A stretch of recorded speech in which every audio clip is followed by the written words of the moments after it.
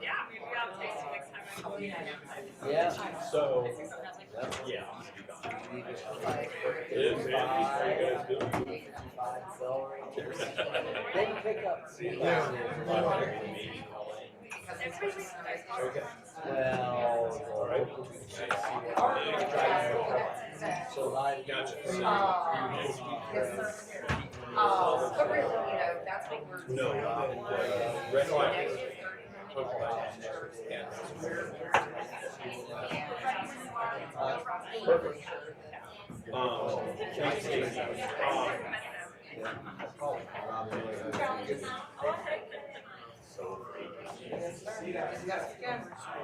And maybe. I'll be on the road. Please, my contact information. Please do. If I need to, I will. Yeah. Hey. Sweet.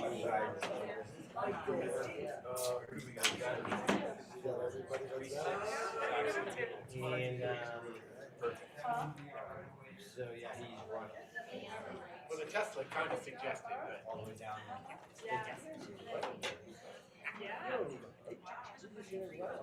Cool. Maybe I'll try it again. Everybody good to get rolling? Sweet, it's 5:02 and we're gonna get ready to start our work session. And with that, our first topic this evening is gonna be Excel, I believe. That is a loaded topic, without a doubt. Hey, thank you guys so much for having me this evening. I am a little echo.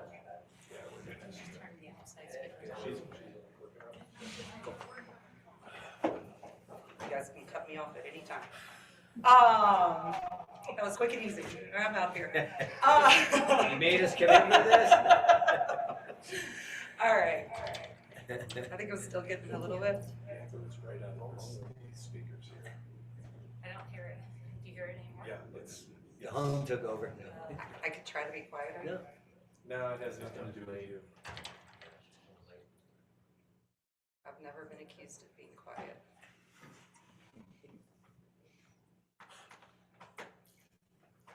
I can still hear it. I'm happy to start. I think it'll just drive everybody crazy. You want me to go ahead? You guys are good? Yep.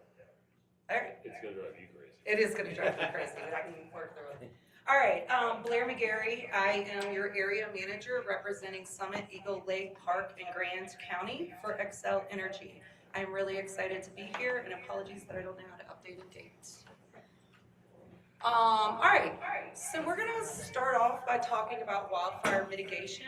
I think I've talked to you guys about this a little bit before, but I think that we have better information to provide for you, and we've lived through a couple of these public safety power shutoffs recently, and you're right, Martin, it's driving me crazy. We've lived through a couple of them. Mayor, should we pause? If it's driving you crazy, No, we no, can certainly. I can work through I it. was just looking to see is anyone in here logged in? Does it affect folks watching? Yeah, That's what I was wondering too. probably. We want to just try to. No, we're getting an echo out of the TV and the speakers outside. Move that guy. Yeah, like, it's just picking up a. I'm sorry, Blair. Don't apologize to me, it's accessible.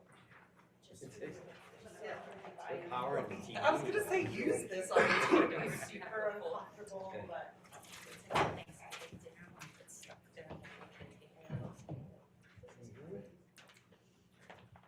Better? I don't know how much it matters. That sounds better, right? Yep. No, I'm totally fine, it's fun, you know, making Diane know. All right, if it sounds fine online, I can work through it. Let's do it.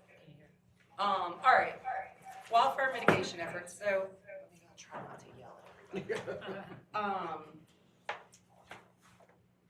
We've learned some things. As you guys know, we have executed, since last time I was here to speak with you, we've executed more public safety power shutoffs here in the state of Colorado. And I want to give you some details about that, some things that we learned, some things that went well, some things that we need to do better, all of that good stuff. As always, feel free to interrupt me, ask questions. I want to start with this. This is our wildfire risk, or our interactive wildfire risk tier map. I can send this deck out to you after tonight, and you can click on that interactive map at the top. But this kind of gives you an idea of how we're looking at different geographical areas and how we're classifying different geographical areas, right? So tier 1, tier 2, tier 3. Tier 1, you know, probably not going to enter into a PSPS event. It's going to be pretty dire circumstances if we're entering into that. Tier 2, definitely eligible. Definitely a possibility. And tier 3, we're seeing them. We're seeing them happen in those areas. Stacey, tell me if you need to stop or anything. Okay, this is just a kind of a financial snapshot of what the Public Utility Commission of Colorado, the PUC, approved in our 2025 through 2027 wildfire mitigation plan. So we are spending almost $2 billion to mitigate fire risk here in Colorado. That's a number of different things. System resiliency, that's hardening of our system, upgrading our feeder lines so that they are more reliable in these high wind events. We have gone on a very aggressive pole replacement campaign across the state. That's where, excuse me, some of you have probably experienced it. We'll call you and we'll say, hey, we're gonna take an outage and it could potentially last for 8 hours. And these are small outages, you know, not affecting large amounts of people. Often it's, you know, in the 20s and 30s. But we have to kill that power to fix this one pole. And that's what's happening there. Vegetation management, we've got way better on our vegetation management. I was just up in Lake County and we did a lot of vegetation management work up there in 2023 where we hadn't made the changes that we've made today. And we're not just topping trees anymore. We're really going all the way around. So it's really positive stuff. So anyway, we're spending a lot of money to try to prevent risk. Again, these are some of the areas where we're investing. The areas that we're investing: system maintenance and upgrades, preventative measures, vegetation management, safety and preparedness, advanced technologies, and first responder and community outreach. I think that this is the one area that we've done much, much better since we executed our first PSPS event, again, public safety power shutoff, our first PSPS event back in, April of 24. This is just kind of how our system works. All of the different things that are going into how we are looking at risk, at wildfire risk, and how we're trying to mitigate it for our communities. Make sure I get through this presentation. All right, this is some work that we've done just in 2024 alone. Again, I mentioned the pole replacement projects, system hardening, vegetation management, a lot of work being done. All right, reducing operational risk and getting to a go. So how do we go from, oh gosh, we're really worried about wildfire and the potential risk for wildfire, to, all right, we're going to proactively turn power off. So I want to start with EPSS, or Enhanced Power Safety Settings. As it says, this is one of our most tried and true, proven wildfire mitigation tools. This is different from PSPS. When we are operating our system in normal operating procedures, we have what we call automatic reclosures on our system.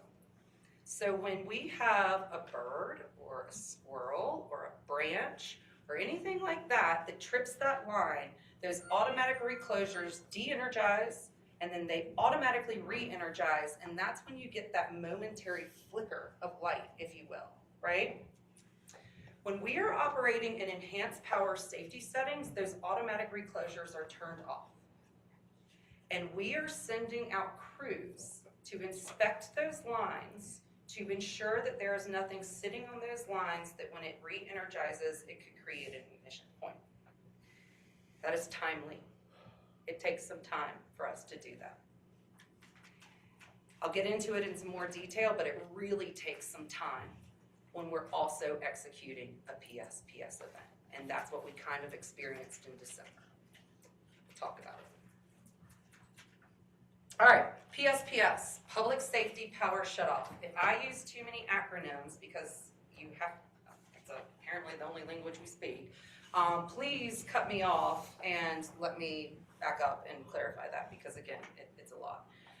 Public Safety Power Shutoff, it is a tool of last resort for us. We are not in the business of turning people's power off.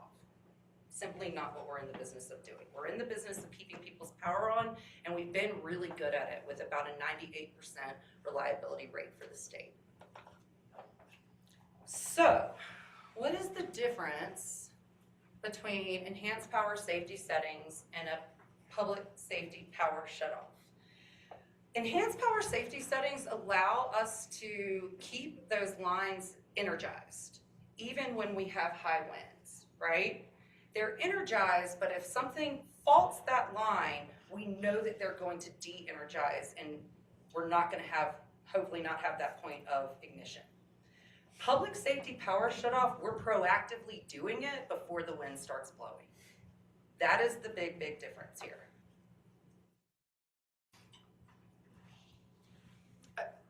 Let me pause really quickly.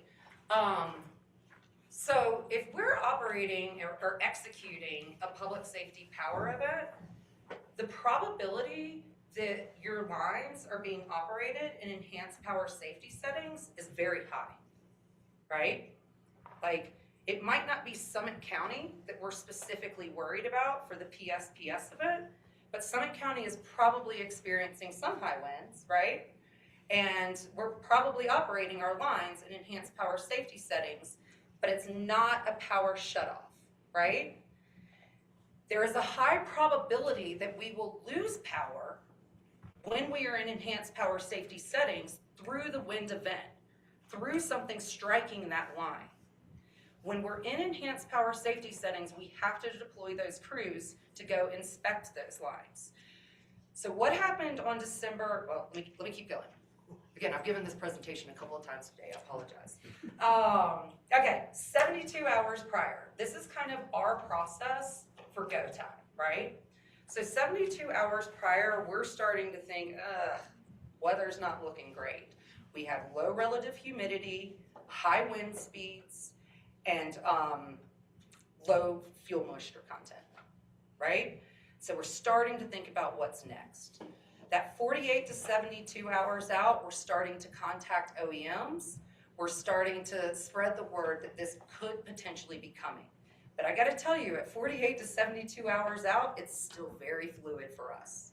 We're still not sure if we're making that go or not. If we don't have to turn the power off, we are not going to.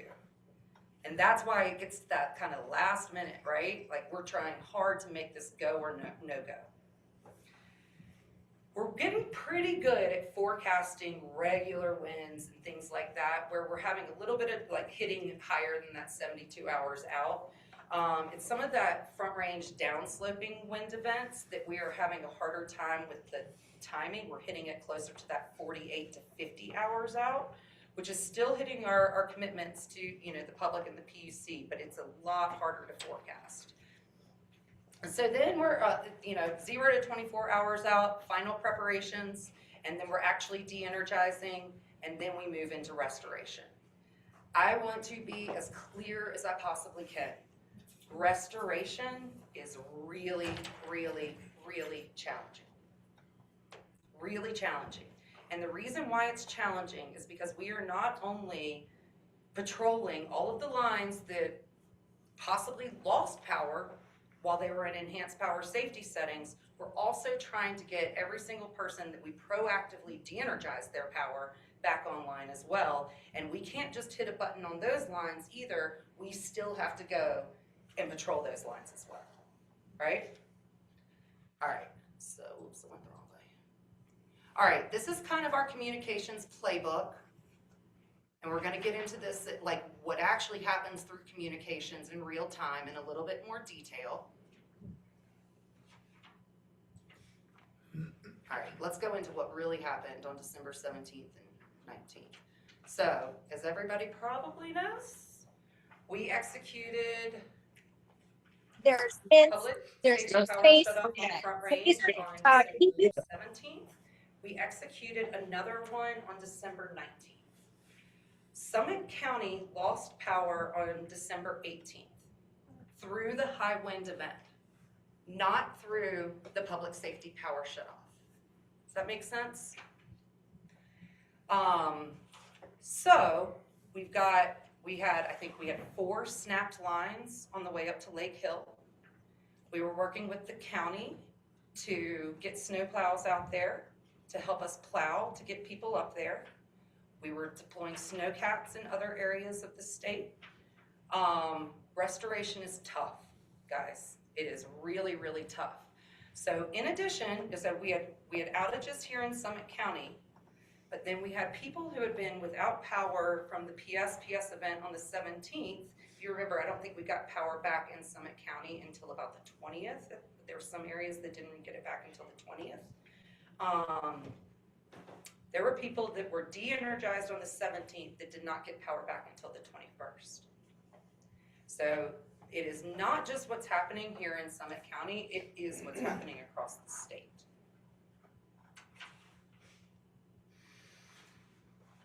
All right, what are we looking for? So on the right-hand side of the screen, you can kind of see what the recordings that we saw on December 19th were. On the left-hand side, that's kind of what we're focused on, right? It's a comparison of what the National Weather Service criteria is for a red flag warning, kind of versus what Excel's criteria is for a PSPS event.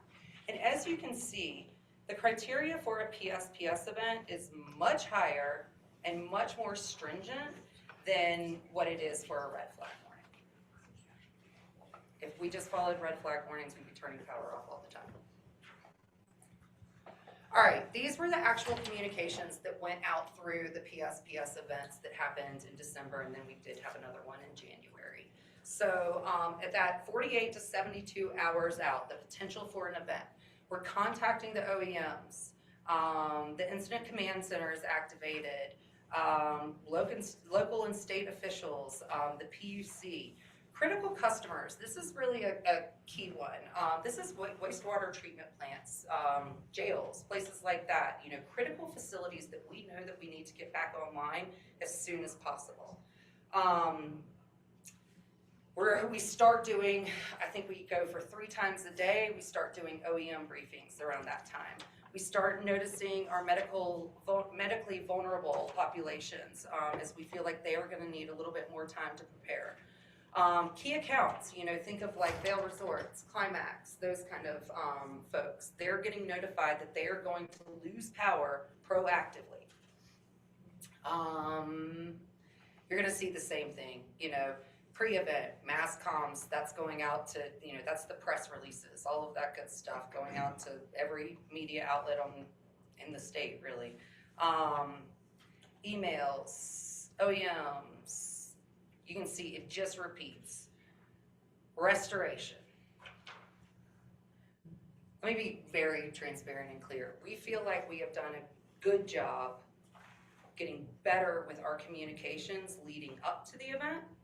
We need to get better on restoration and how we communicate that. So you'll see, this is why we have a whole section on restoration.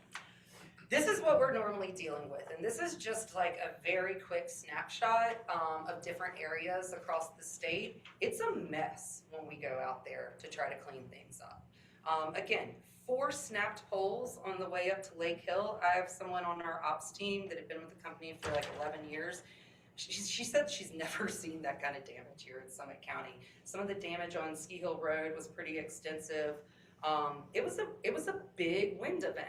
And I think that that's the message that I wanted to deliver to anyone who will listen is, even though we are not proactively turning off your power, when we are experiencing high wind events, the probability is very high that you are going to lose power through that high wind event, and that outage could be extended because we are patrolling those lines to prevent catastrophic wildfire.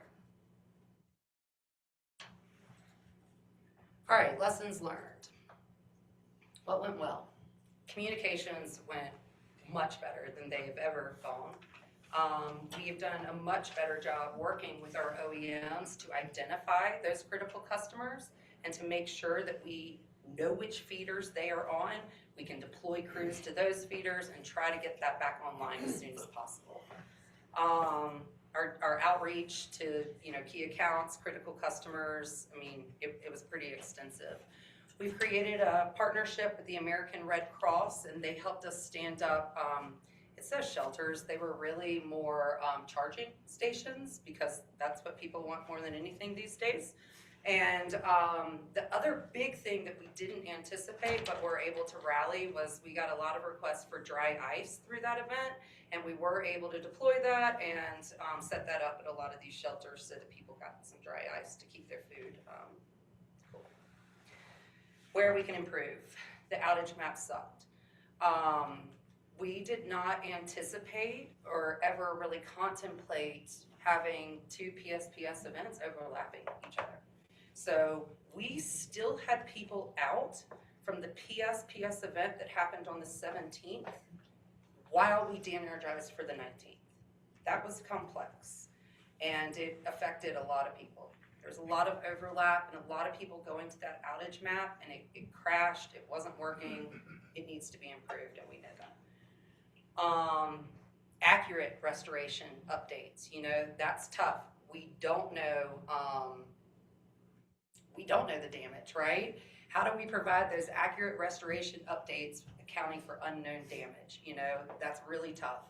But we need to get better. We need to give people a better expectation of when their power is going to come back on. Notification to tenants, I think this is a big one for the high country. People that have, their landlord is where their electricity bill lives, and so maybe they did not get that notification and their landlord in Texas did or whatever, or Denver. Overall awareness of power shutoffs, this is the big one for me, and so again, you guys sign me up for any group I can talk to, but just overall awareness of power shutoffs and the difference between public safety power shutoffs and enhanced power safety settings. I had a few elected officials from Summit County call and say, hey, what, did you just turn our power off on purpose? No, absolutely not. You would have heard from me a lot, like obnoxiously a lot, if that were the case. However, did you feel those winds? We lost some power lines through those wind events, right? And that is, I need for people to understand that just because we did not proactively de-energize, there's still a high probability that you could lose your power. All right, preparing for outages. We want your accounts to be updated with your most up-to-date information. We want you to build that home emergency kit and medical and food considerations. I mean, these are the big things, guys, and I do not want to mince words. 3 to 5 days restoration. It's tough. Very tough. All right, questions. We're going to move on to another fun topic. Okay, what's the mileage, the wind mileage that we're talking about? It varies for different regions. So like for up here, if it was like, if they were saying 50 mile per hour winds or? No, it would be higher for up here. I'm not going to find it. Hold on. It's an, shoot, I just messed it up, Stacy. How do I go back? You can use the arrow keys on the keyboard. Thank you.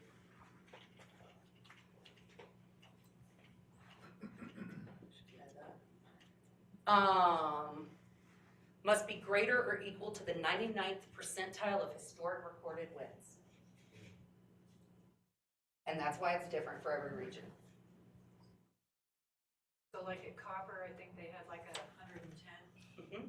a couple weeks ago, so like 90%, 90 miles per hour? Well, no, I mean, I would say the 110 would hit, but we didn't have the low relative humidity and we didn't have the low fuel and veggie. Yep, we need all three of, that's a great question. We need all three of those factors to be in place, not one or the other. Great question. Yep. Great question. What else?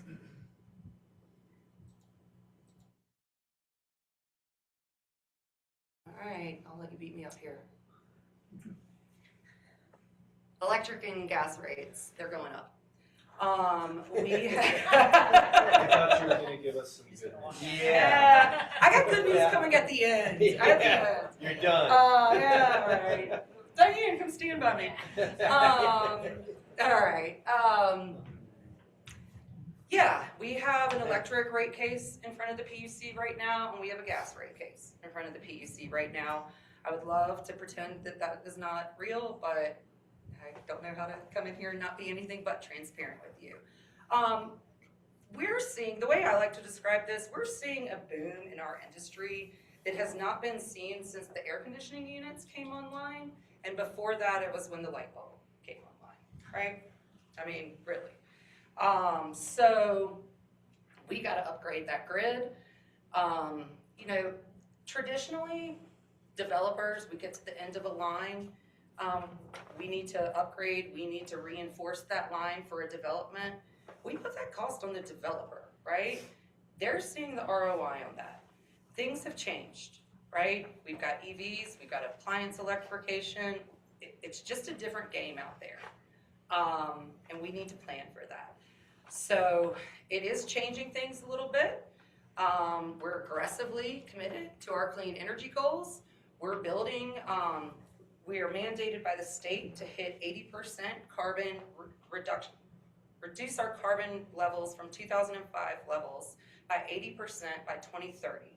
We believe we'll hit closer to 88% by 2030, and that's because we have invested in a number of large solar and wind farms out on the Eastern Plains. That is where people do not live. And so we need to spend the money to take that energy and get it to where people live. So I got questions. Yeah. So, you know, as you're saying, you're building and prices are going up and all that, and how you put things on developers and stuff, you know, and, you know, the gas doesn't make it to the end of the line, you know, because of, you know, probably a lot of building in Breckenridge and all the grand vacations that they're building, and they all have gas fireplaces. It gets pulled off before it ever gets to Breckenridge. Yeah, so, you know, in that case, as we know the gas, do you guys start limiting like gas fireplace? Is that your job, or is that town's ordinances, or how do, you know, now the electrical's not going to the end and stuff, and who's making you do these changes? Great question. We are not mandating. We believe in customer choice, right? What we are doing is we have gotten approval from the PUC to implement the Mountain Energy Project, which has $47 million in what we call non-pipeline alternatives that incentivizes people in Summit County specifically. That $47 million is socialized across the state to incentivize them. I mean, it's everything from weatherization of your home up to conversion of a boiler or furnace to a heat pump. It is not, I would say it's incremental cost. It's not at that 100%. But that is what we are doing as a company to help support customer choice, particularly here in the mountains where we know that it's more expensive, one, to heat a home, and then two, to do those replacements and those upgrades. So no, at this time, we are not being mandated by the state, but there are severe limitations on, I would say, the gas system right now and how we're able to invest in our gas system given the environment at the PUC. And, you know, I just look at it too as the pricing for everybody, as, you know, the resorts are just burning off gas outside and stuff like that, and the price goes up. The price goes up for all of us, you know, when people are being, you know, not so conservative about gas use. I just see my prices go up, and I go to a resort and I see the fire flame and big, you know, burning of gas and stuff. And so how do we make it equal for people who are trying to save money and trying to go electrification and not use gas and that, when you got other actors in the field just burning it out the window? How do we hold them responsible for our gas and our electricity going up, you know? A couple of things. Like the you know, the information centers, or the AI, you know, A couple data of things. centers and all that sucking up the electricity, which is making it more expensive for all of us. there's a And that's couple, a corporation. there's a couple of bills out there Yeah. proposed by our senators to try to have data centers carry their fair load, right? Their fair share.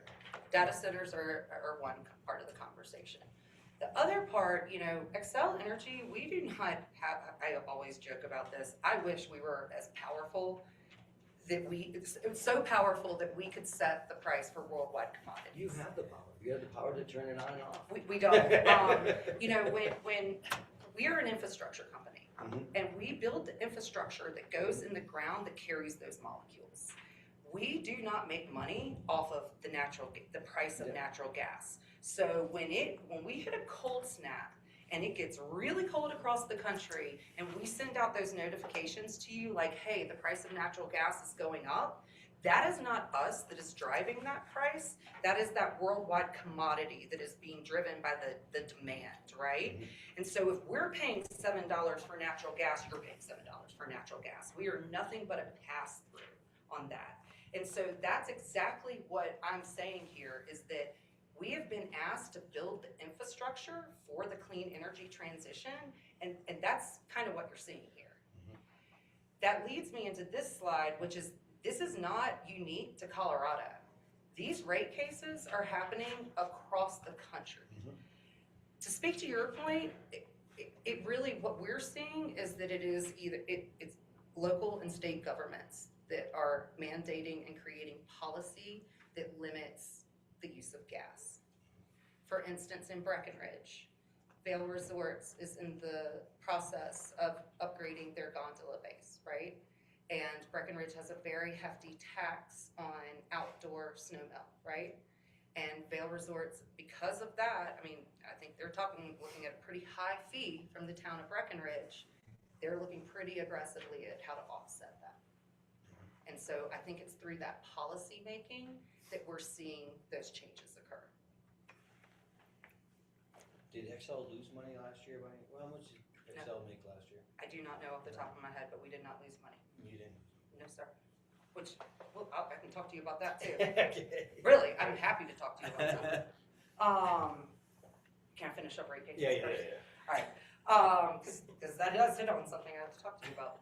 All right, so these are all of the states that are having rate cases right now. And this was in 2025, so now Colorado is on there. We're not unique. Making sure I'm not moving too fast. for Yeah, folks. Blair, I have one quick question. You Yeah. don't have to go too deep into Yep. it, but, price of energy, like you said, international commodities constantly moving around and changing. So many variables in there affecting that, right? What has Xcel and the state done recently in addition to the clean energy that's being built in the Front Range, I assume on the western slope in some Yeah. areas? As far as, small modular nuclear reactors, returning to nuclear, is Xcel considering that right now as a option, which of course, that'd be a long, have to work with the government, everything else. Yes. Is that something that's being considered? Yes, we're excited. It was the last legislative session that a bill passed that allowed us to study nuclear as clean energy. Robert Kinney, the president of PSCO, the Public Service Company of Colorado, operating as Xcel in Colorado, strongly believes in nuclear. Bob Frenzel, who is the president and CEO of Xcel Energy in Minneapolis, is a former nuclear engineer. We operate nuclear facilities in other states that we serve. Okay, I didn't know that. We do. And yes, we do see nuclear in our portfolio in the future. All right, thank you. Yep. Sorry, wait, on that point, if that's okay. Is there anything you can do to force data centers to provide their own power instead of you providing it to them? They should have their own solar arrays and whatnot, We think that it goes back to, legislation, exactly. and that's the only way to make that happen. Yeah, I think we're seeing it right now today at the state level. There's one bill on data centers that is incentivizing them to come to our state, and there is one bill on data centers that is de-incentivizing them. So, welcome to Colorado and America these days, right? Yeah, it's a hot topic, and I think that Xcel Energy just had a huge win. We've got a partnership with Google. It's not in the state of Colorado, but we're building their AI facility. I think it's in Minneapolis, where they're carrying that load, and it's going to bring the cost of energy down for everybody around there.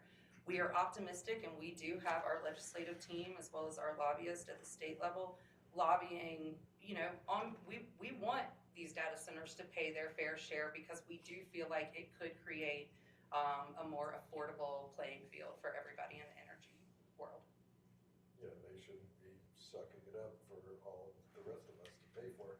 We have an obligation to serve more than anything else. And we have to figure out how to serve the people that need energy in this state.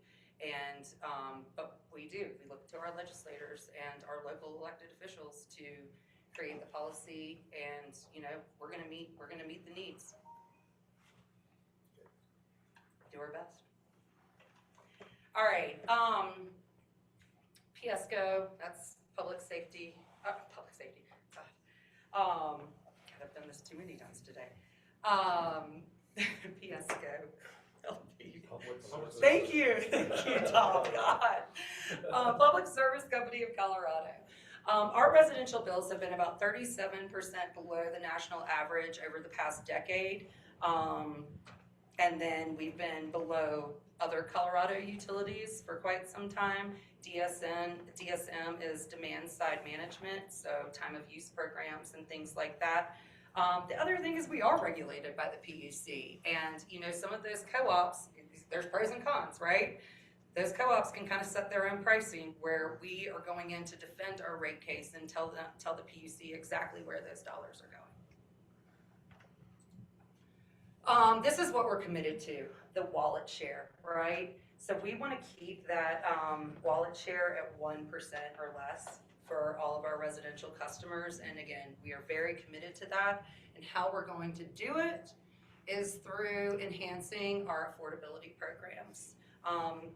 These rate cases should add about $10 per bill per month. That can be wildly impactful for some demographics, and we know that. And so we're gonna do a better job at reaching those folks.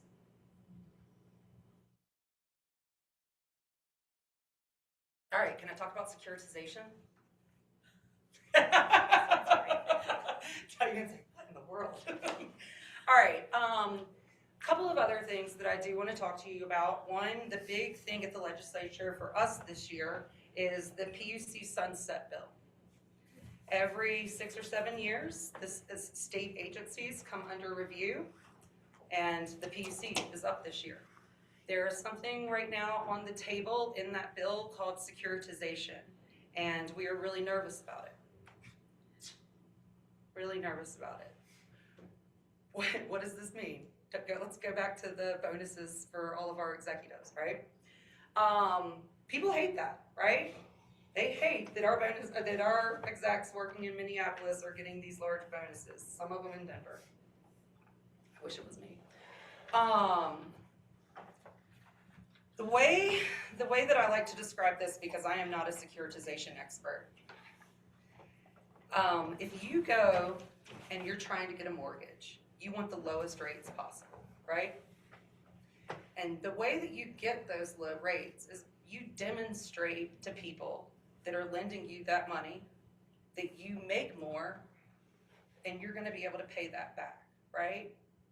If you're showing a break even on your financials, probably not gonna get the best rate, right? It's gonna be a little bit higher. We are borrowing billions of dollars. You saw just on our wildfire mitigation, billions of dollars from Wall Street. And when we go to them, we need to prove to them that we are a company that is worth investing in and worth lending the money to. It's called a return on equity in the stock market world. And that is what we are trying to demonstrate. If the PUC pushes us to securitization of some of our financing, it could really limit the investments that are made into the state of Colorado by Xcel Energy. And that is what we're worried about. We are worried that it will ultimately slow the clean energy transition that we as a company are very committed to.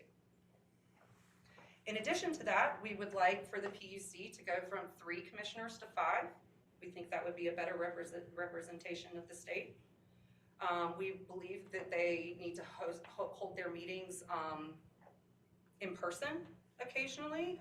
We don't think that every single intervener needs to be there in person, but we believe that the applicant needs to be there in person, and the people that are making decisions about billion-dollar deals should probably be face-to-face. Those are the big ones. PUC Sunset Bill. Please reach out to me if you would like to talk more about this one. What is Excel doing to counter that narrative that you already mentioned is very unpopular? Yes.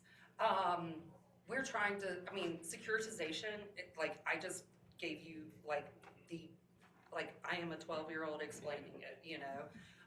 It is a very complex situation. We have our legislative team and our lobbyists working with our state legislators to try to explain to them the challenges that we would be facing. I mean, to speak very bluntly, Martin, if you're Bob Frenzel sitting in Minneapolis and you're not sure if you're going to see your return on investment in the state of Colorado, where do you put your money? Absolutely. Right? When you have 8 different states to invest in. And again, we are investing billions of dollars into the clean energy transition, and we're scared that that will wane if this moves forward. Again, just to speak very bluntly, I'm not very good at doing it any other way. Yep. It's the reality they live in. Yeah.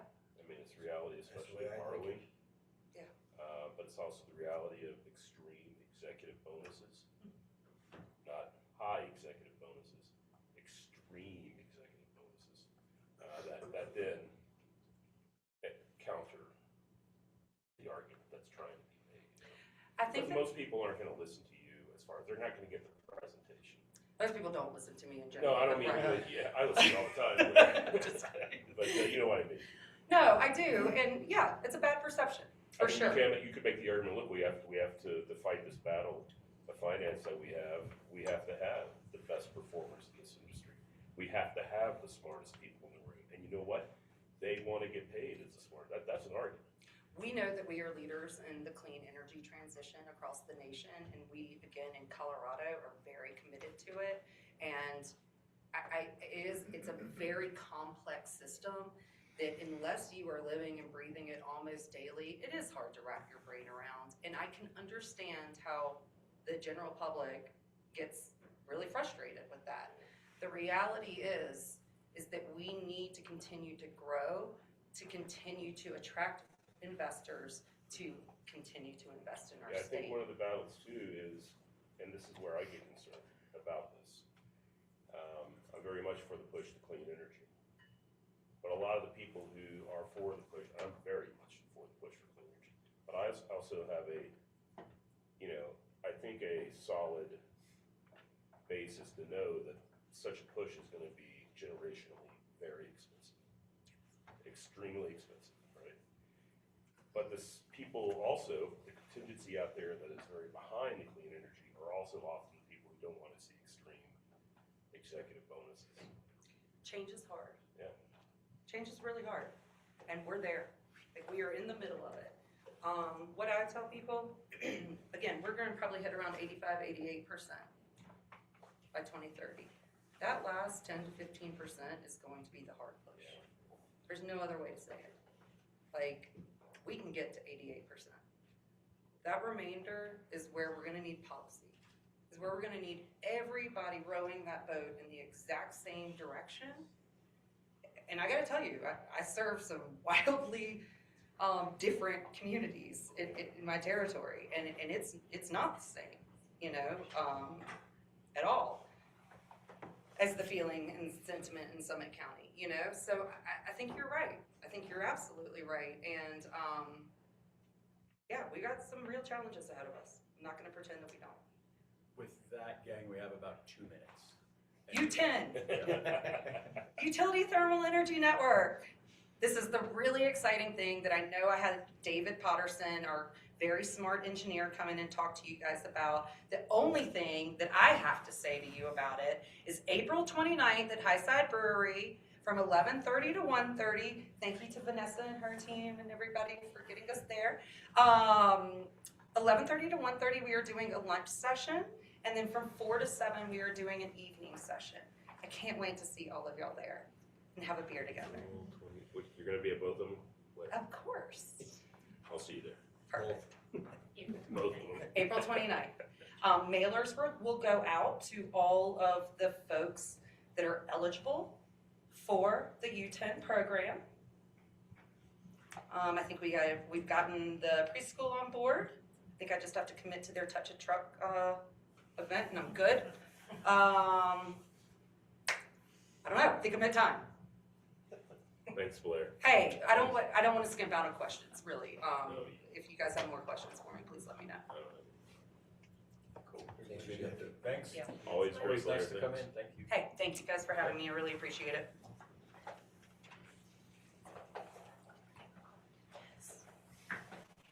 Blair, I'm putting down as that Excel party on that day, so assuming some beers and people. Yeah, thank you.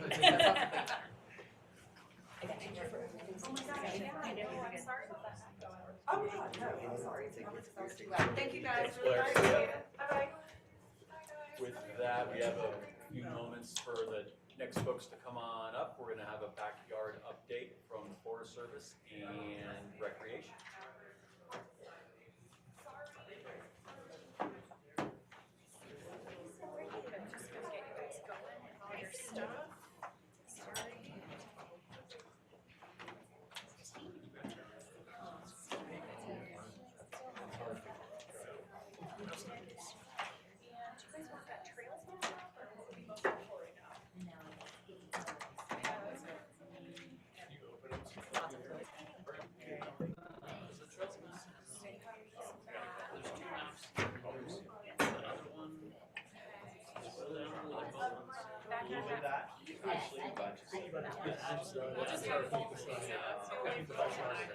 You can split backward right here at the top. I'm just gonna put you in full screen mode and we're ready to share it.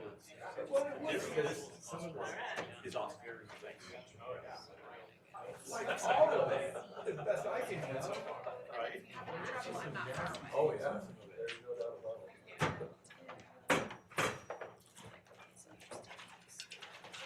Line up this summer, we'll like some. But yeah, because there's a lot of them. No. Okay, we're going up Main Road. Your heart comes back down. Yeah, you're not gonna talk about it going, but you are going. I would love to. I've never tried it. And it is. You got phone calls. Because you can, always, you can go for 2 hours. You can go for an hour and a half. You can go for an hour. Like, okay, I'm not going all the way out there. You're here. You're so honest.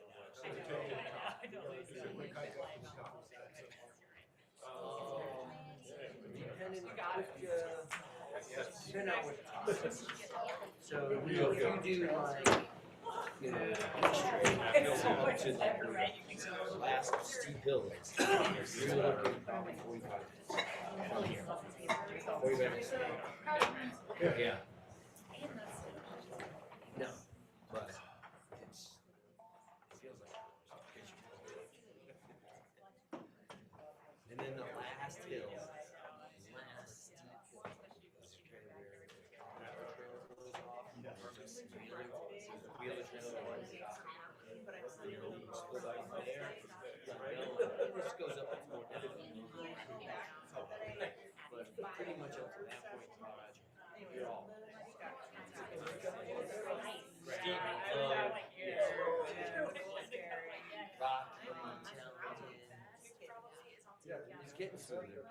I've already done this, but I'll zoom in, so it's No. But if you can go up here between the two, there you go. And then that's the way. Okay. Yeah, we'll start.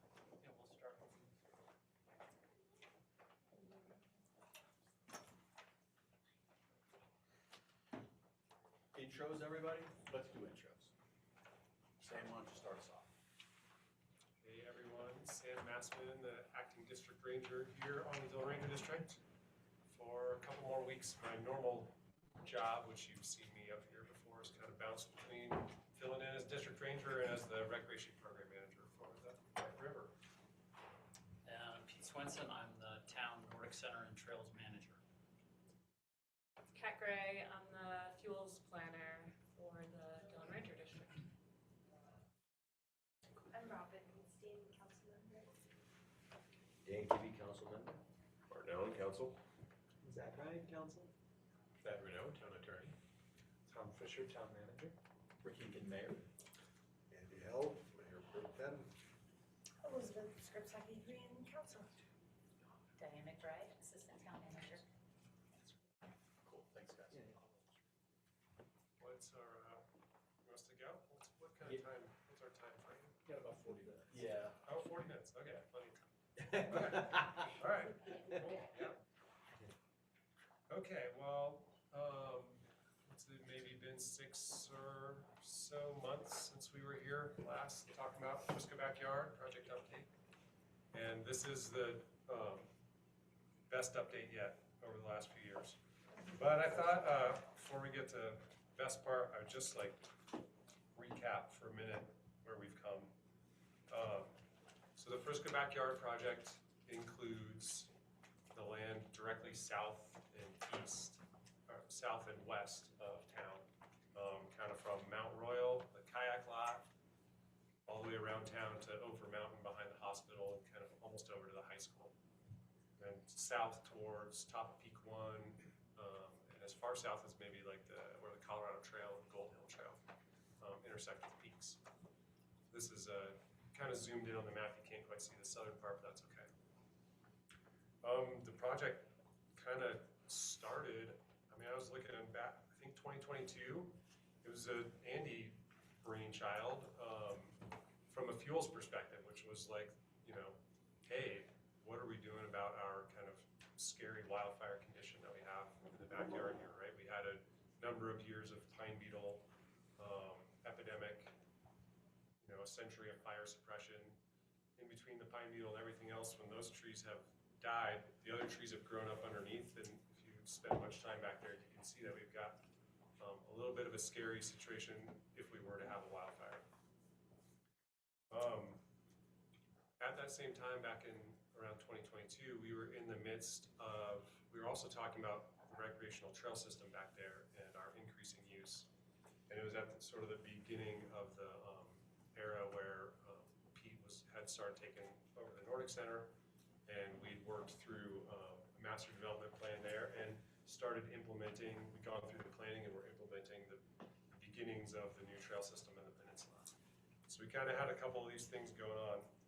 We initially scoped this project to the public, so we started our formal National Environmental Policy Act process, 2023, with an open house. We've been co-hosting these, the communications with the public between the town and the Forest Service.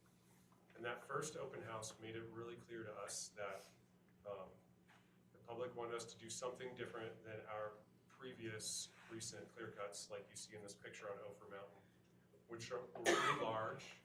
And so from a recreational perspective, you show up there and it's like, wow, you know, like I was in the forest and now I've got a big clear cut. And that's great for fire prevention, but it wasn't quite hitting sort of the goals of the community, we felt like, in terms of what do they want out of these woods that they interact with on a daily basis. So we took those comments and we went back and we rethought the project. And kind of the unique thing about the Frisco Backyard compared to other typical Forest Service fire mitigation projects is we integrated the planning with a recreational experience in mind and a fuels fire mitigation target in mind. And so some of the tangible things you see out of this on this map is you see smaller units, you know, all these different polygons with numbers.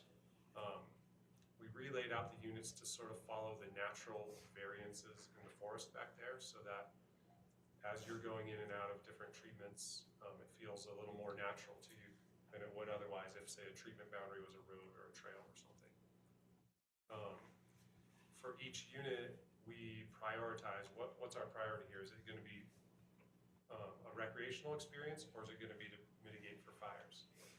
Sometimes those can work together and sometimes not. Generally, what you see when you look at the backyard proposal now is you see a little bit lighter on the fuel treatment projects that are closer to town.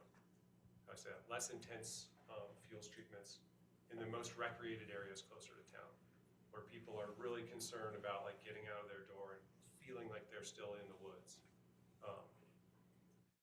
However, fire mitigation is somewhat of a zero-sum game. You've got to reduce the fuels if you want protection from fire. And so what we've done is we've shifted some of those more intensive treatments a little farther to the south. We did our best. It was a team of recreation professionals, fuels professionals, firefighters, over the course of the last 3 years, kind of listening to public comments, engaging with Wildfire Council, our local fire cooperators, our trails planners, like Pete with the town, and we came up with a project that we think provides a reasonable balance. Still addresses our fire mitigation goals. We think it much better, although everyone's recreation experience is a little subjective, we think we've done a much better job of trying to accommodate, you know, the interest everybody has in like their experience in the woods, in the backyard. In the end, the project has about 1,600 acres, almost 1,600 acres of fuels treatments. So that's between town and Gold Hill, roughly. It has about 30 miles of trails improvements, whether that's adopting social trails. There are like 25 miles of user-created trails back there. And we're kind of rethinking the trail system. We're adopting a number of those. We're decommissioning a number of those. The goal of not having duplicate routes and getting rid of the unsustainable routes that are causing erosion, things like that. And then we're planning to reconstruct and improve some of our existing trails. You know, the two I like to talk about the most are like, if you've hiked up to Mount Royal and you've seen the condition that trail's in, steep, eroding, or if you've walked up to Rainbow Lake lately. And as you 40 get up, years it's been like that. yeah, 40 years. It keeps getting a little lower every year as it erodes down. Or if you've walked up to Rainbow Lake and you've seen how the Peaks Trail's expanded in width over the years. We want to redo those popular trails with a little bit of extra attention and care to kind of accommodate the high numbers of visitors that those real popular places have. It's around 251,000 visitors a year in the backyards. Our estimates based on trail counters and some estimates the White River has done around the forest. So it's a lot. That's, in terms of the White River National Forest, that's about on par or slightly more than the Maroon Belt scenic area. So it's a lot, you know, and that place has like tons of bathrooms and paved roads and paved trails. And so we're trying to step up just a little bit. Not that we're trying to pave everything, but we want to make it a little bit more sustainable for the high numbers of visitors we have. And we just completed our NEPA process. So what that means is we've done all the environmental studies on impacts to wildlife, plants and plants, archaeological sites. There's a ton of history in the backyard, all that, mining history especially. This whole suite of things that we consider, and we have approved the project as of about a month ago, which is a really big milestone for a complex project like this. You know, we're doing our best to sort of walk a middle road here with a lot of different user groups interested in the area, a lot of different sort of opinions on the type of experience that you should have or the type of recreational opportunity you should have. But we feel good about it, and we've approved it, which means that we are moving on, changing our focus to implementation. So, very good. Yeah. Sometimes it's like, how does this stuff take so long? You know, it's like, what happened the last 4 years? But anyway. 4 years, it's been going on longer than that. Because 2014, when I was on council, we were up there looking at the bridges going to Myers Creek. And finally, they've been done, you know, and stuff. So It's been going on a long time, trying to get rid of those mud holes and that kind of thing, so it's good to see. We're so thankful for the partnerships we've had, especially with the town on this. The planning was paid for by Frisco, Forest Service, and Denver Water. Substantial cost to just getting to this point. Now, as we pivot to implementation, we're going to lean on our partners some more.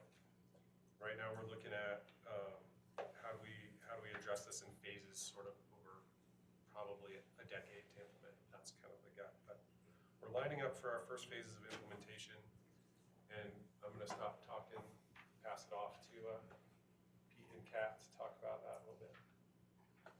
You wanna talk Okay. fuels? Yeah, I can start with the fuels and y'all can talk about your rec plans.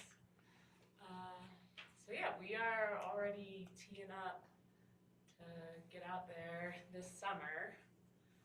So this map shows where we're going first and what funding we have secured for this summer and next summer.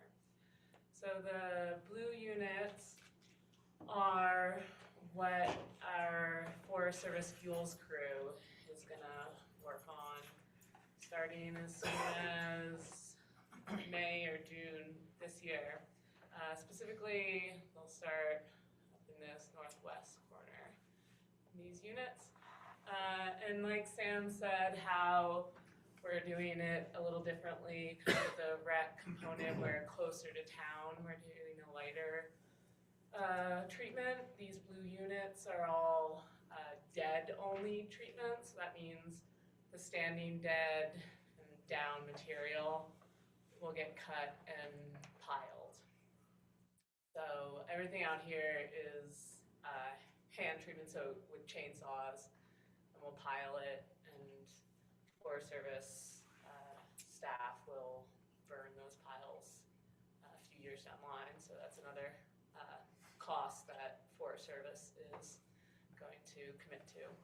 But so the Forest Service crew, that's $130,000 that we have on that crew annually, and that they're funded by the Strong Future Fund through Summit County. But Summit Fire is also hiring a fuels crew this year, and they are wanting to come out and help as well. And just other Forest Service crews, other fire crews will be out there cutting in these units as well. The red unit there near Zach Stop, that's also a dead-only unit. I applied and got a co-swap grant. So that's through the state DNR, and they approved 7 weeks of a crew to come out in August and September. So that's a $75,000 value. So they'll be working on that 62-acre unit and hopefully do most of it. So that blue and red units are what's gonna start getting done this year. And then all these tan units are what the State Forest Service and I, under our Good Neighbor Agreement, we use the State Forest Service to administer a lot of our contracts because they can be cross-boundary. And there's actually these town of Frisco parcels over here that we can include. There's some county parcels over here that we can include because it'll be cross-boundary with the State Forest Service. So we've secured $1.5 million for this contract, and that's that Strong Future Fund, Denver Water, $500,000 from Denver Water, and some money that we got a few years ago from the bipartisan infrastructure law to go towards this project as well. So we have enough for around 500 acres of contract treatment, given our recent costs of what the bids have been coming in on. So we've been out there, given the low snowpack, we've been out there flagging the last couple weeks. And these these units are, a lot of them are a little heavier of what you think of traditionally as what we've been calling clear cut, but it's the live lodge pole and then all the dead. So we won't cut any live aspen, any spruce or fir. We've been seeing some bristle cones out there, which is pretty cool. So none of those live species get cut. So they're still gonna be, especially out there, it's quite a diverse forest in the backyard compared to other places in Summit County. So it'll still be, I think, a good mix of what's left. I mean, it's gonna look different. I don't wanna mislead you. But we are trying to create that balance because we know how much people use it out there.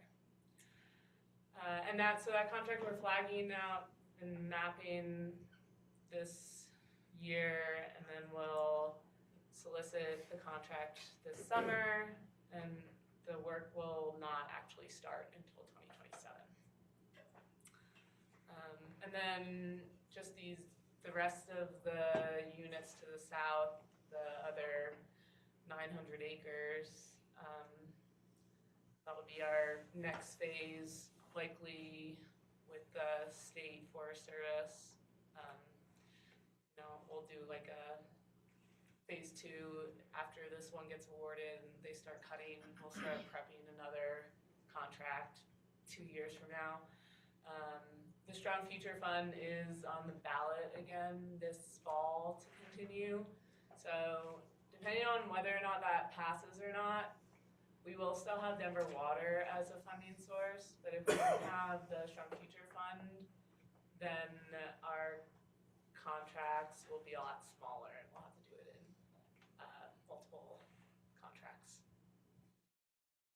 And then, as I said, our pile burning costs is something that Forest Service will incur through our staff time in the future.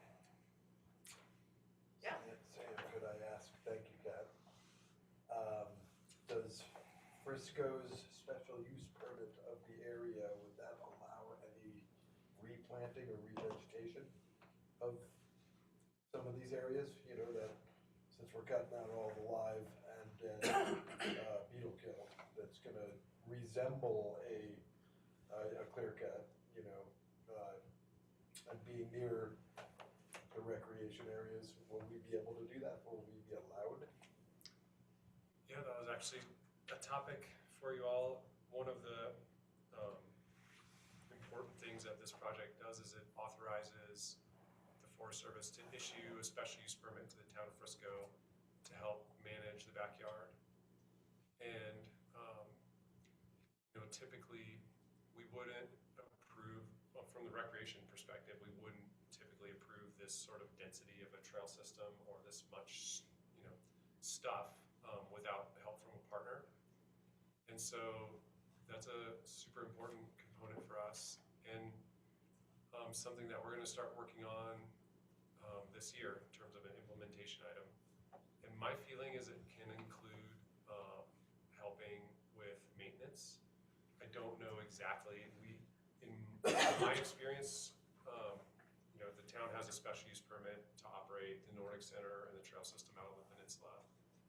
We've had an agreement with the town, which is sort of still a document, but it's less responsibility than a special use permit, for you guys to help provide trash and porta potties at a couple of the trailheads like Zap Stop. And we're going to have to delve in to figure out how to include maintenance of fuels treatments.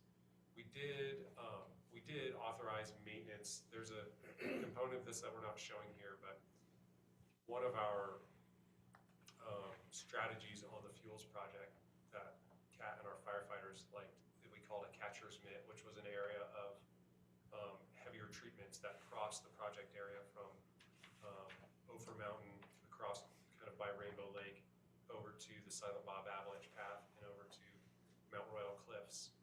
And there's a area in there that we think needs to be maintained at lower fuels should a fire come from the south, which is like really our scariest scenario.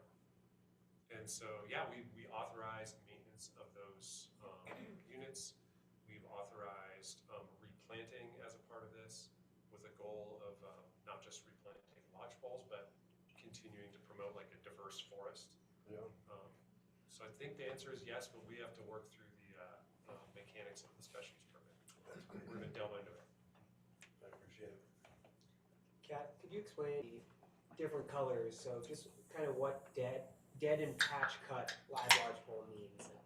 How does that work? What does it look like at the end? Yeah, so I think some of these down here are the patch cut. Yeah.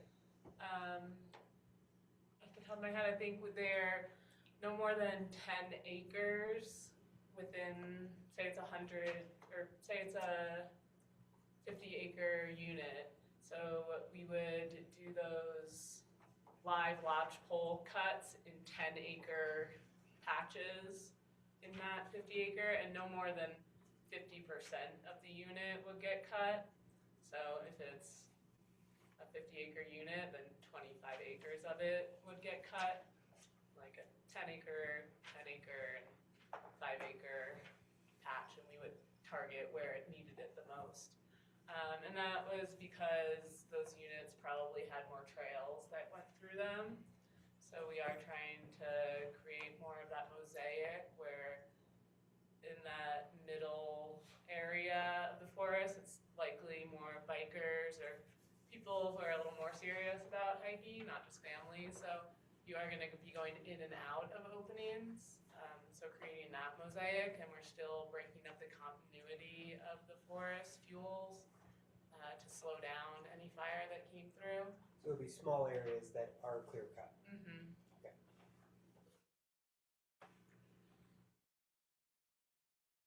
And just to be clear, is that clear cut of just live and dead beetle kill and or lodgepole blend? Yes, just the lodgepole. And so the live, spruce, yep. aspen, that all remains, right? Yeah, one thought I have for you all, and like, what will something look like? Because in some places, like, you can picture the existing treatments in the backyard, like right by Rainbow Lake, that one. The places that were lodgepole forest only look pretty stark, right, when you cut it. Some of the places where we have this treatment that are live and dead lodgepole don't have that scenario. They have tons of other things growing. We've got spruce and fir and aspen and all this stuff growing underneath. And an example of that if you wanted to, that works for me to visualize, is if you walk from the Zach Stop trailhead and then you turn and you go up Hattie's Trail and you kind of loop back over to the Mount Royal Trail. And that area we're concerned about, we're doing a little heavier treatment. It's the only one closer to town because we feel the need to like kind of button off this catcher's mitt and tie into the cliffs on Mount Yeah, Royal. like right here. Yeah. But if you walk through there, the treatment is live and dead lodgepole. Same thing that was by Rainbow Lake, but I think visually it's actually going to improve your experience of the forest because there's so much other stuff growing under there. So if you can walk through there and just pick out lodgepole trees, live or dead ones, and look at everything else that's there, you'll see that. Some places it's going to look a little more stark, but a lot of places it'll look like we've kind of got given the new forest a real jump start that's already kind of growing. And by cutting all the lodgepole, those are generally a similar height. They all start at the same time. Does that give more sunlight, an ability for those other areas to grow quicker, the other types of trees? Yeah, lodgepole, especially in some of these areas, lodgepole is gonna come up because spruce fir is more shade tolerant, so they do like coming up under the mature lodgepole. And spruce fir like it in the wetter areas. You're not gonna we can plant spruce fir and try to encourage it, but typically spruce fir is gonna like to grow where it already is at. But out here it's quite diverse. But in a lot of areas, I think we are gonna see lodgepole coming up after. But that's why we wrote into this management plan maintenance that 15 years later, we are gonna come back and thin them out at that point to like 10 by 10 foot spacing. So this isn't just we're gonna treat it and walk away, we're gonna come back and maintain it over time. Cause the peninsula has a lot of that. Yeah, so we'll do what I know we you did guys out been in there. there cutting, thinning them and stuff, but the peninsula's a big lodge pole that was all stripped at once. Now there's just tons of them there. I'm curious, since it seems like will be quite noticeable to the community, I'm curious if there's any plan for like education, just about like what's going on and how folks can learn about it. I'm gonna say yes, and I don't have a developed plan for you yet, but that's a big component of our implementation. It has to be continued, like constant communication and education. And some of the things that we've done over the last couple of years, we do this thing, we've been doing this, and we could continue doing this with town council. We've had a couple of field trips with the Wildfire Council, some county wildfire councils, where we walk out and talk about it. We've been in Forest Health Task Force meetings. We have a lot of partner groups here who are super interested, and so that's been our main avenue.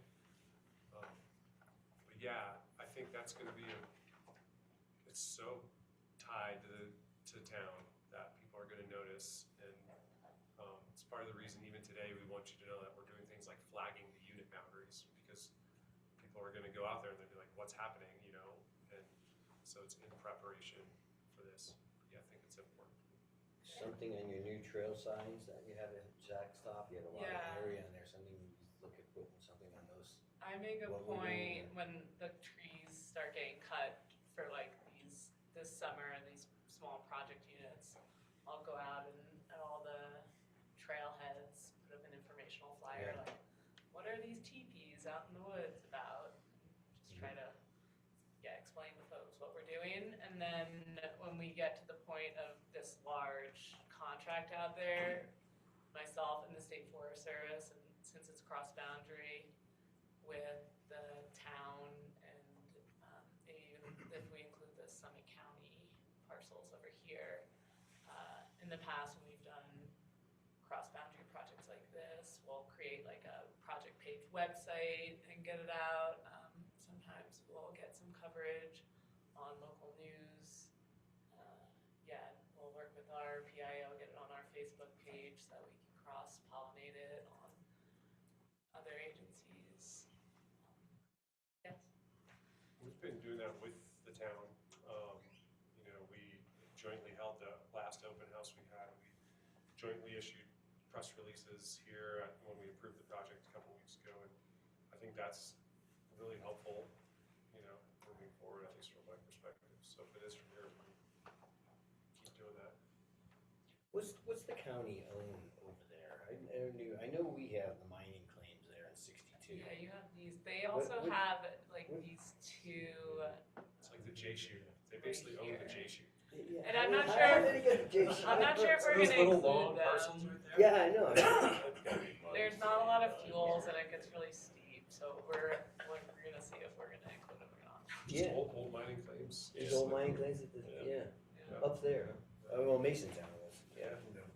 There's a lot Yeah, of that's true. kids and there's a lot of stuff out there.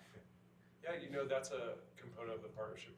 We don't have to spend a long time, but we've been working with Blair from the museum quite a lot on this project, because he's got a lot of, he's written books on the history of Masontown and stuff. And, the amount, we've authorized interpretation about Masontown, also at Rainbow Lake, and some restoration of those areas that we still need to define a little bit, but with the idea that we want to interpret the history in those areas and the connections to the town, and because they're so popular, kind of define where we want people to visit and maybe where we don't, a little more than it is now. And we're optimistic, but I think it's also a chance for a targeted grant, because it's super unique. It's not fuels, it's not it's somewhat recreated, but grant, Blair knows what he's doing up there, so I think there's some opportunity for fundraising just for Masontown alone. That's great.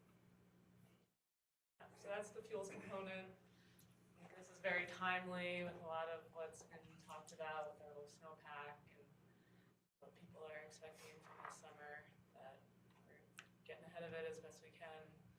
And that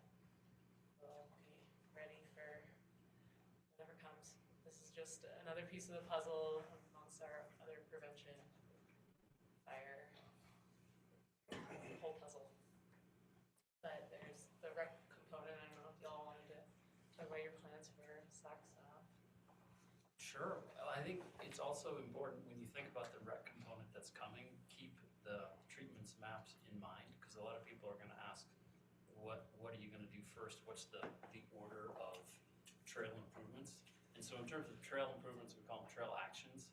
That goes everything from 10 miles of decommissioning to the fun stuff, which is 30 miles of either new, improved, rerouted. So it's a significant inventory that's gonna take time, but it's roughly gonna start probably, because we're gonna start where the treatments have already been done in the past. So more logically, this area over here at the bottom of Pinchot, west of the high school, those are probably our best opportunities to get into some trail improvements, decommissioning. So the faded gray are trails that are gonna go away. For example, a good example of something that's gonna be decommissioned, think about if you've been down the bottom of Pinchot, it's quite straight. We would call that, technically that's wasted vertical. There's nothing to be gained, whether you're walking, running, or on a bike. So a mix of decommissioning, some rerouting, just to maximize the terrain. We're hoping we may get to move a little bit of dirt late summer, early fall. We've got some trail work lined up in Iron Springs to do first. But essentially, the plan is to follow the treatments, but it's quite a mix here of everything from directional downhill mountain bike trails. If you look at the map, it tends to be more pedestrian friendly or pedestrian only on the far west end. And then for longer experiences, it would probably be on a mountain bike or longer hikes or runs, then those are gonna be favoring a little bit more to the south and the southwest. And if you notice areas, let's go in a little deeper here. I've had a lot of concern from locals about their favorite trails. So the social trails came about because it was what, we didn't have peninsula trails, and locals 20 years ago went out and built a lot of what we call non-system trails, and the Forest Service does not recognize these. So I'm biased because I've been involved, but I think we've taken the best parts and we've connected them, and then some of these where they're a little bit redundant. If I took you for a tour, I could take you on a couple of trails where you'd swear you've been there, but no, you haven't. That was 50 feet above or below where you are. So connecting some of these, the best parts, a lot of it we're not gonna have to build a lot of new trails. It's only 4 miles of completely new trails that are in places. It's always been a little difficult to get up high, to recreate, whether you're on foot or on a bike. So we wanna give people some more alternatives to get where they wanna go. Mount Royal, I think, could be something that will become a destination trail for almost any user group of almost any ages, but it needs to be fully armed, it needs to get safer, but that's a real jewel, and that's 6 blocks away. So these kinds of in-close things, to me, that would be a Rocky Mountain Youth Corps grant, something like that. In terms of funding, yeah, there is a gap in terms of what our current trails construction budget is. It's $150,000 a year to a considerable inventory to be built. But I look at it, when I started this in 2018, 2019, I think I had a $50,000 budget with $300,000 to $400,000 trail inventory ahead of me to build. And council said, well, here's what you got. You got 50,000. Go get it. And we went out and got some grants. But then once we started building trails, then additional funding came. But in terms of how are we going to pay for it, it's more the rate of the building. And Sam and I have been talking about allocating these funds, and that's going to be a combination. It's a partnership between the Forest Service and the town. Zach Stop is a high priority because that's in close, that impacts all our user groups. But we do want to bring the recreation component on as quickly as we can because, to Kat's point, some of it's going to be a little surprising to people. So hopefully people can say, okay, well, let's see the fire meeting. Oh, actually, we're improving some Rainbow Lake, that's a big RFP. So that, right now, I can't sit here now and say that has been budgeted for, but when we do it, we're gonna do it right. Initially, we're gonna start with core, multi-user, what we call single-track trails, and that's in our wheelhouse as a town. We own a Miniax, we also rent one. Our group can very efficiently build single-track type trails. So that's the piece that the town is gonna focus on more initially. And as I said, probably things more a little bit closer to the high school.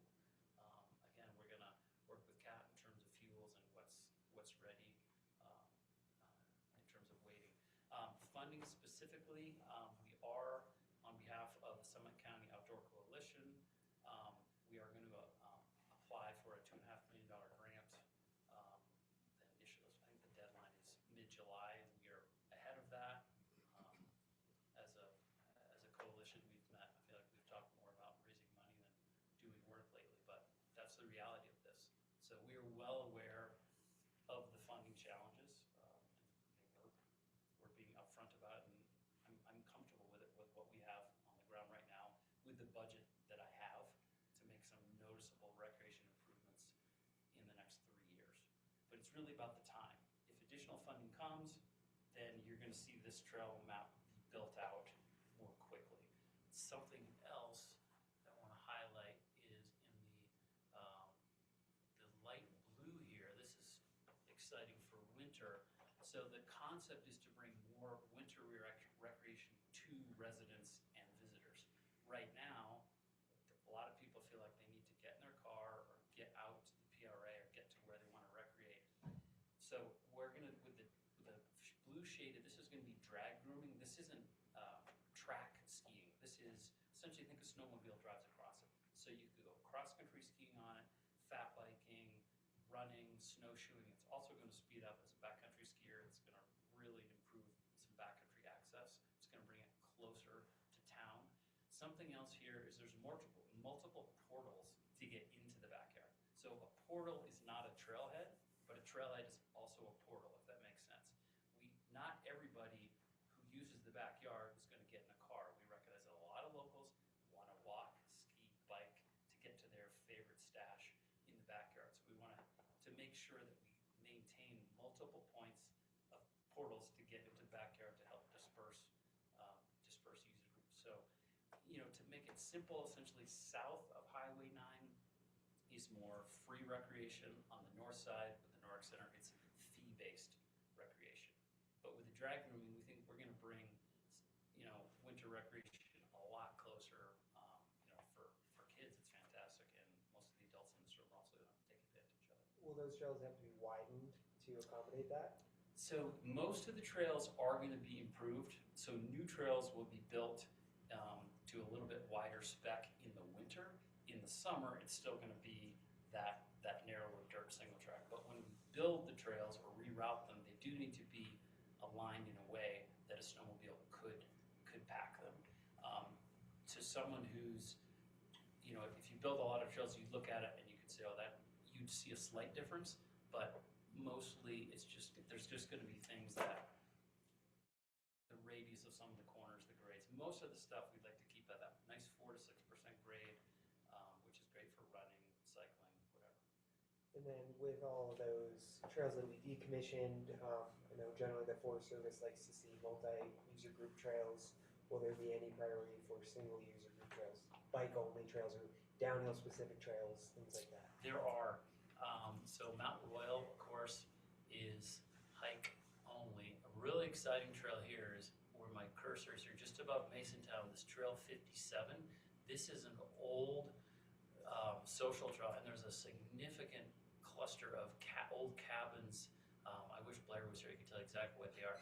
So a lot of families are going to get up here. This is when you go up the gulch, and it's pretty ugly.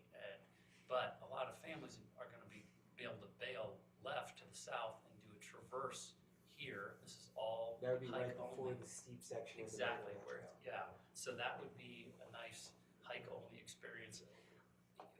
We're going to get this right, but the plan is cyclists are going to be pulled south and east, and more hiking is going to be a little bit more closer on the Mount Royal side. And a lot of it is we can build with sight lines, and grades that are gonna work for multiple user groups. What we're finding in the PRA is, so we design that with 3 directional downhill only trails, and those are not, I say this, those are not for the downhill mountain bike, those are for everybody else. Because we wanna pull the cyclists for their last run to go down those trails, because now they're not going down these other trails. So it's a holistic approach, and granted, people are gonna ride their bike any place that they legally can, and you're gonna run wherever you're willing. We wouldn't want you running, so our directional mountain bike trail here comes off the top of Ophir Mountain, and then cuts through some of our town parcels. The downhill trail conveniently ends at the hospital. So this is a directional downhill bike trail. Right, and you had mentioned, you know, some, like that Trail 57 will be hike only. Certainly great to have hike only trails. Will we continue to focus on any directional bike trails aside from that one ending at the hospital? We were always going to use adaptive management. I don't ever want to say never. And to Sam's credit in the Forest Service, when we've had issues with user groups, you know, we just changed the policy for equestrian use in the peninsula for the summer. Now they're only allowed on Crown Point Road and the Jody's Nugget Trail, just because we've got to the point, horses didn't make sense a lot of other places. So, you know, again, if we give people the experience they want, hopefully we can pull people where we would like them. But most of these trails, I'd like to think, you know, as a trails manager, I didn't want the PRA to turn into a bike park, because honestly, it runs as well as it rides. It's fantastic. So I don't ever want to lose that experience. If that answers your question, we are going to try and pull cyclists to where we think they're going to have the best experience, and if we have user group conflict, we'll address it. You know, in the special use permit, we have a lot of ability to adapt as needed. So with that, everybody, we're at time. Certainly, if there's stuff you have to hit, please hit us with it. Or burning questions, let's hit those. Just know we're cutting into our 30 minutes between the meeting. That'll be starting at 7. I have a burning question. Yeah. About a very large trail here. It's actually tiny, 46, right by the hospital. It's just a little connector that takes people off the bike path and onto Miners Creek. Oh, if you go over a little bit more. It's a great kids trail. 46. I think Yes, only yeah. people who work at the hospital would understand the importance Yes. of Trail 46. I use that one to get in the backyard. Yeah, and so seeing that will be decommissioned is sad, just because the bike path is crazy in the summer, and it's great to be able to, like, I do walk and talk sessions. I walk on that trail 7 times a day, and there's always people on it. I'm wondering if there's a reason that needs to be decommissioned, or if there's an alternative to get people off the bike path right where you can walk up onto the bike path from the hospital parking lot. I could give a shot at it, Pete, and it's so hard because with trails work, literally it seems like every foot of every trail is like somebody's, and even when we did things like reroute Hattie's, it's like that trail was steep and crummy, but as soon as you change it to make it a little more sustainable or more modern, it's like, you know, some people, everyone's, what they want is different. And so I guess what I'd say for that one specifically is that's part of what 21 is supposed to do. So 21 over to 46 is supposed to be kind of parallel to the rec path. It's supposed to take a little pressure off the rec path. And so you can probably picture that one now, like. But you can't get on it unless you like walk all the way to one end or the other. Well, I think, you know, we may be able to work with that. The way that one is now, you know, there's a couple little spots where you can just sort of cut over to it. And we're trying to continue to provide like community access the best we can. We know it's like pretty much from the entire town boundary, people are walking in from different places. And while we don't want one giant beat out area, we are trying to define a few, like, my sense from that one is, so the gray dash line is the rec path, and the green dash line of 21 is the one, and they're right next to each other. So I think we can, even if it's not as perfect as 46, hopefully we can get you there. The Flume Trail staying? The Flume Trail is staying. Some of what we're trying to do, just to go back to bikes for a second too, is like, we're trying our best to like, our biggest user group back there are people walking, like far and away. But a lot of our locals and a lot of input we get on trails in Summit County is about bikes. And so the steeper parts of the project area to the east, like Mount Royal, Peak 1, Trail 57, we are trying to like have a hiking only kind of zone there where bikes generally aren't going that much anyway, right? Because it's so steep. What we're trying to do instead is create more bike-friendly trails between the downhill trail coming off Ophir and all these loops that return into Miners Creek Road. So we're trying to provide something that like is gonna, we're gonna start building those, and the bikers are gonna be like, cool, you know, we're naturally gonna want to go over here a little more. And this zone around Rainbow Lake, that's like families with kids, and it's gonna be, you know, a little bit And more. to that focused note, on Trail walking. 59 is gonna take a lot of pressure off that user conflict.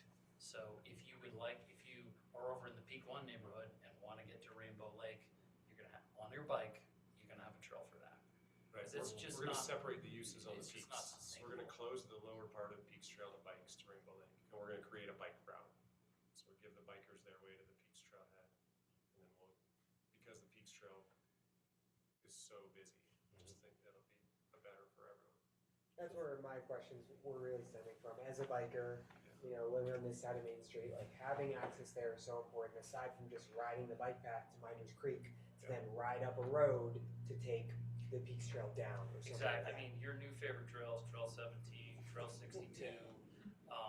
We want to give people better ways to get to the good stuff. Yeah, and you know, what we've done on the PRA is amazing, super appreciative of all those trails, but we know the lack of tree cover and, you know, how that dirt lasts, and that's usually a sand pit a month after the snow melts. So, you know, having this side of town that has more tree cover, it doesn't get quite as much sunlight, but it's just a totally different biking experience than what's on the PRA. Tuning up Sky Pilot for you. Give me another Like I month. said, not my style. Jumps Okay, too big for me, but all right. I've learned. I have one last burning topic, but I want you to know that we think we have the money to reconstruct Zach Stop, hopefully as soon as late this summer. So that's the goal, and we can update you about that as we kind of get into final plans. But one of the things that people are often the most interested in is parking and trailheads, especially parking. And both Zach Stop and Miners Creek, what we see over time is like trailhead parking areas that weren't designed, but that have sort of just happened and it expanded over time. To the point, I live right by Zach Stop, and so I go over there and I count the cars, and I think I was up to 59 out of the top within that, and that's when they park in the middle, and that doesn't count parking on the roads in town. And so what we want to do is we want to build it like a real trailhead where you know where the parking lot ends, and we're no longer pushing the boundaries of that out into the forest. But it's going to be a little bigger footprint. It's not going to be a bigger capacity. We're going to have defined parking spots. We're going to have a real bathroom. We're going to have a real place for trash cans. Still staying dirt?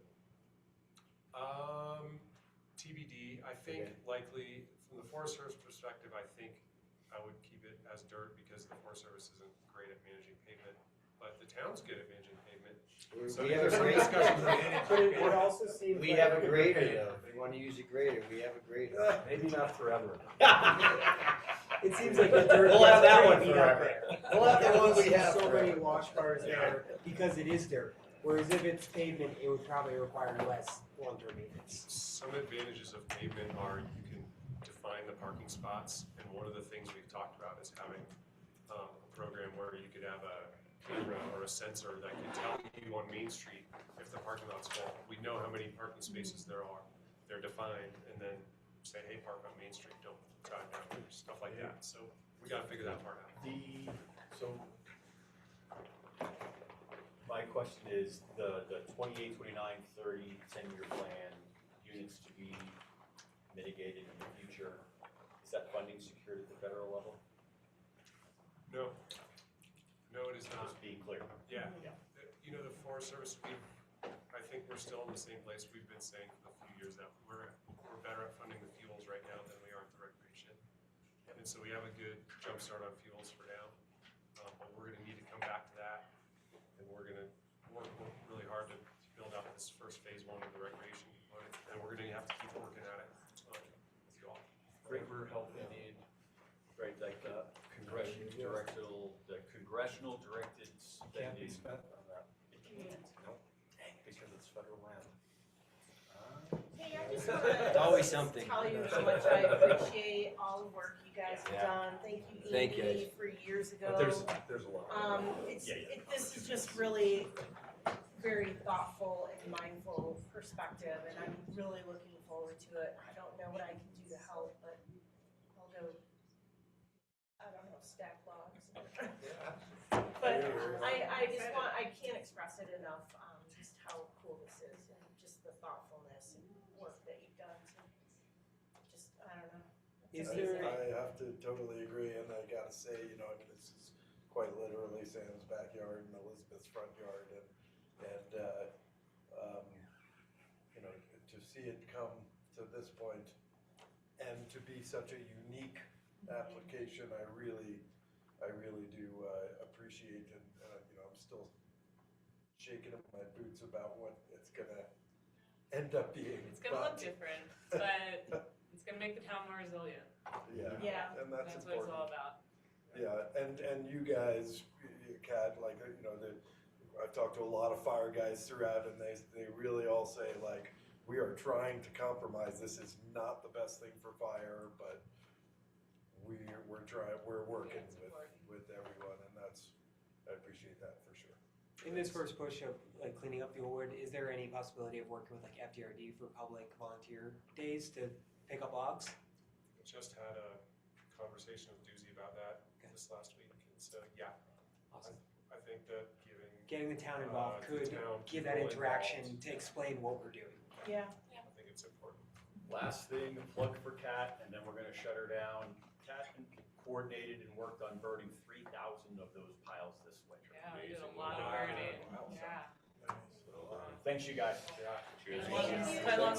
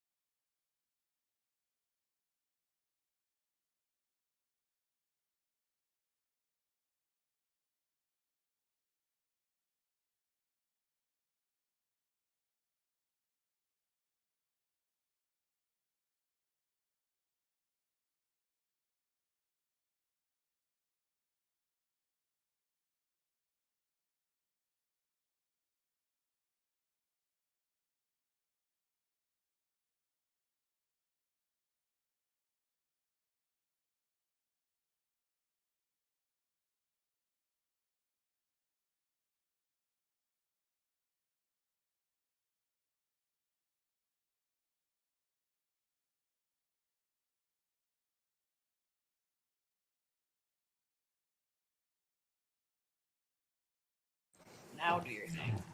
Oh wait, but you're gonna need to. Okay. We're one. This one's one. Test. Test. 1, 2, 3. Test. I hated your last time with my kid. Yeah, it's just a little delayed. Okay. See, that's the other. Yeah. Yeah, nice. No. All right. Do you want to try to talk and see if we hear you overhead? Because are people gonna try to chime in? Well, yeah, but that's dependent on their devices. No, yeah, but just retest it and see if yours doesn't On Zoom. echo. Yeah. Sure. I'll have to log into the Zoom. Okay. It's Or you can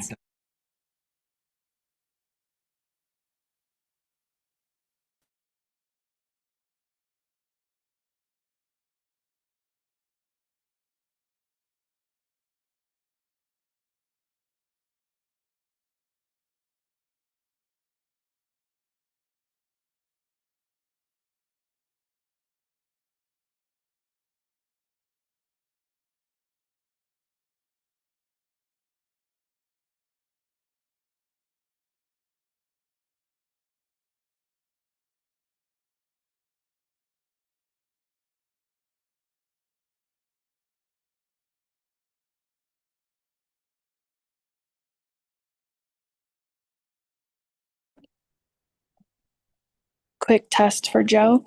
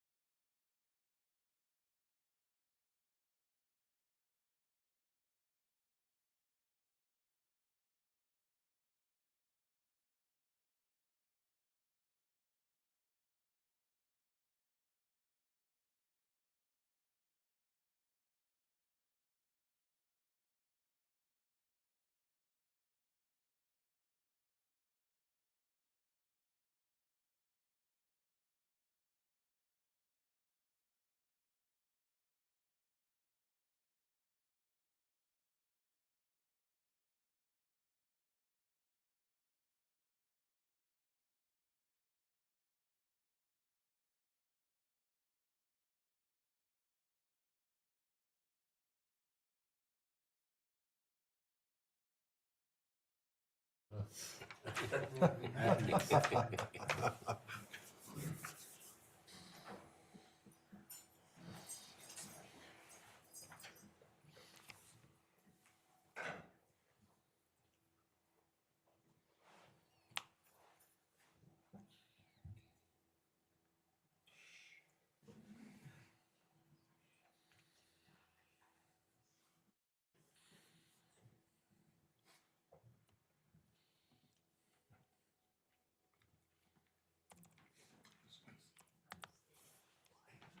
know. We got a minute, everyone, of this awkwardness, so just roll with it. Chief, you look nice today. It's my Kyle Clark look. Ooh, good one. Yeah, that's pretty spot on.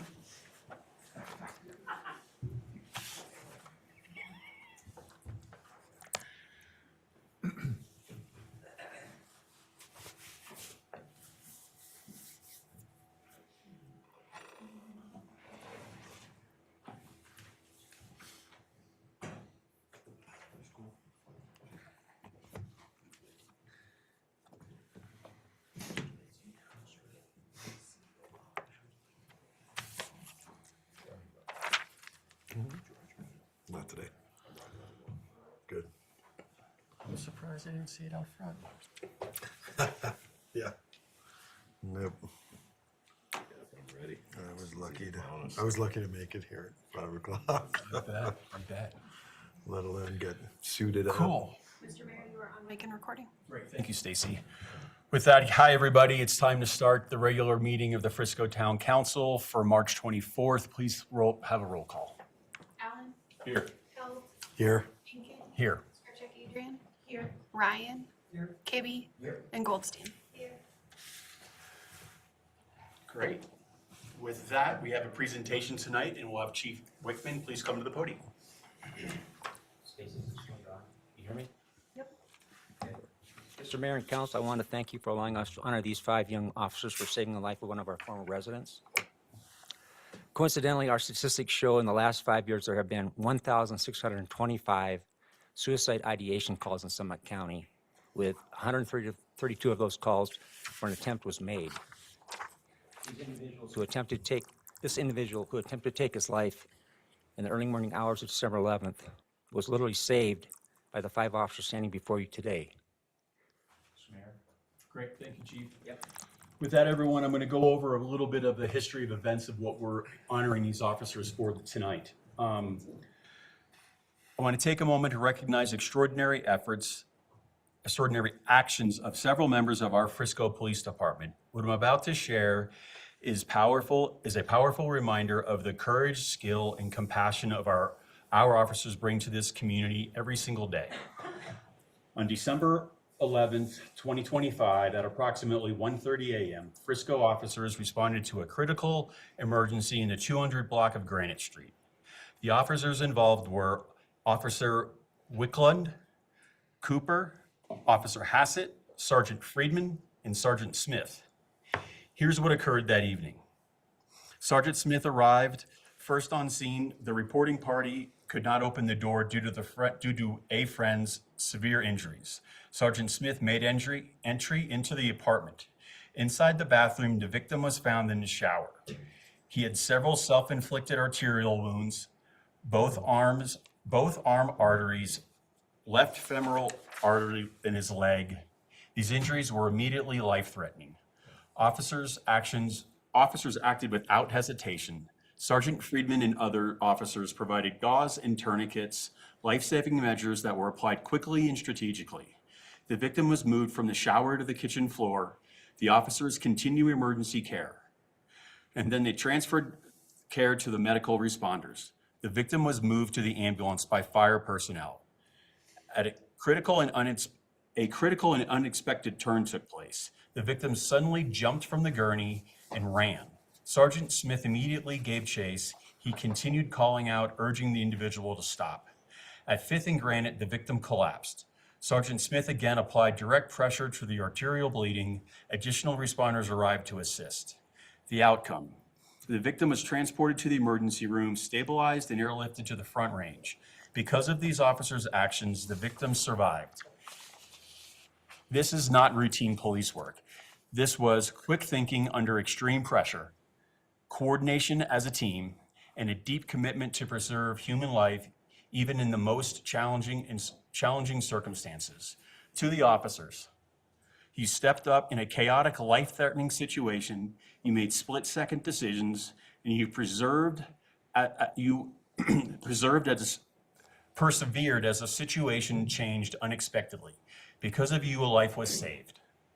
On behalf of the town of Frisco, the Frisco Town Council, and the entire community, thank you. We're proud of you, and we greatly appreciate your services to the community. Chief?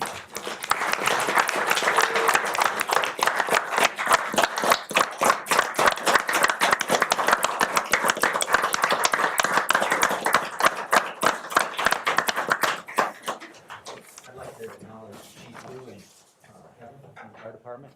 And I'd like Erica from the emergency room to come up and talk a little about what they did. I'm Dr. Erica Polis. I'm the general surgeon here at Summit. This individual was cared for here at our facility because of your quick thinking and quick work. It was estimated that he lost about 2 liters of blood. The average adult has about 5 liters, so that's a significant amount. The quick thinking to get the tourniquets on saved his life. He had brachial vein injuries that were repaired here, and then he was transferred to our level 1 partner in Denver. And he was released on, is he okay? Last we knew. He was able to be discharged, and I believe went to a psych facility for further treatment. Thank you. Great, thank you, Doctor.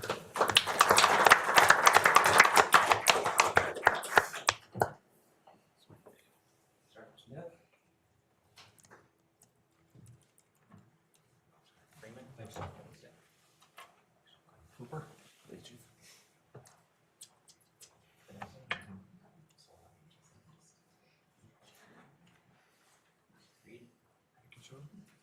Thank you, Chief. You bet. Take a photo, you guys. Actually, against the wall looks a little bit too much Sir, too much of a lineup in front of you guys. Unless it's the local water. We're gonna book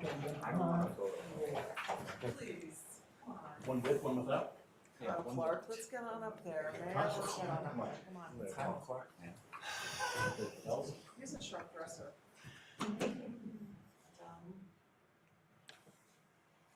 Amazing. That's a courageous photo for sure. Thank you so much.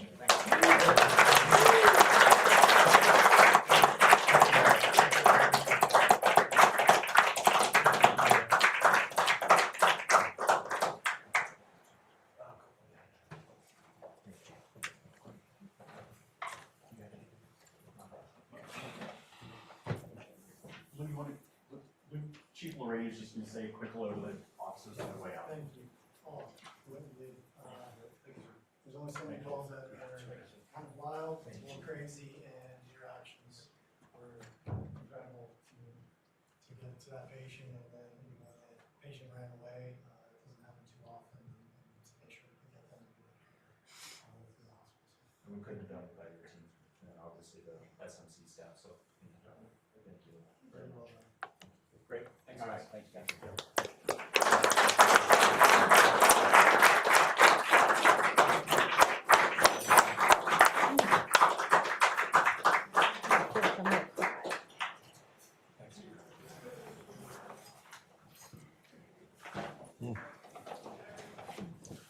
Moving right along.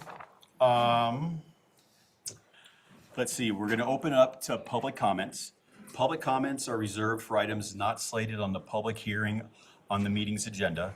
If you plan to comment on an item already slated for public hearing later in the meeting's agenda, please wait until that item is announced and public comment is requested at that time. State your name and address for the record and limit comments to 3 minutes or less. No council action is taken on public comments at council meetings. Council takes public comments under advisement, and if a council and/or staff response is deemed necessary or appropriate, the individual making the comment will receive a formal response from the town at a later date. Be sure to sign in at the welcome table at each meeting if providing in-person comment and include contact information for follow-up communication. With that, do we have any public comments in chambers? Chief Lorena. Good evening, everyone.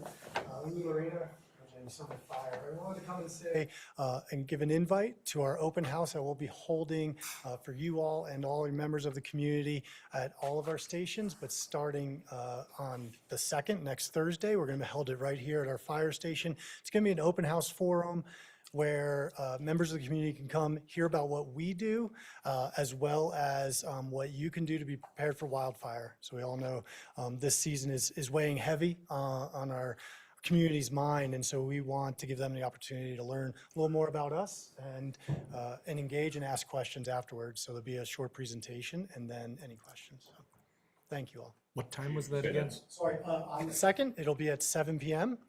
I have the smallest flyer, my prop, but we did give these to Vanessa, and she was also helping us put it into social media. It'll be on your social media, I believe. So if you can't make it on next Thursday, please look at some of the other stations. We're going to do them at different times through the next 2 weeks to give the opportunity to get there, and it'll be the same presentation at each station. Thank you. And for clarity's sake, I thought I heard that we're having printed materials in English and Spanish, and we'll have Spanish interpreters at all the events. I think that's correct. Spanish Thursday, so we'll have it on both sides. So yeah, we want the entire community to come out and understand what we're looking at this year. Cool, thank you, Chief. Any other public comment in chambers? Public comment online? If you're interested in making public comment from Zoom, just raise your hand in Zoom or turn on your camera. Not seeing any, Mr. Mayor. Great. Thank you, Stacy. With that, I'm going to close public comment and open up comments to mayor and council. Please. Yeah, Mr. Mayor, I'd just like to, looking at, as we close the Tubing Hill, I believe, I know I've mentioned this before, but again, I continue to just be blown away by how town staff navigated, all town staff navigated this very complicated winter. And truly blown away by the operations out there, Tom.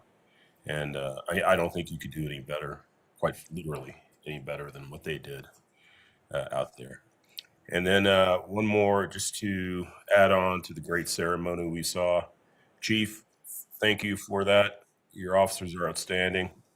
You know, if you would have caught me, walked into my office on any given day in the past 5 years of my last position, you would have been probably caught me staring at a spreadsheet.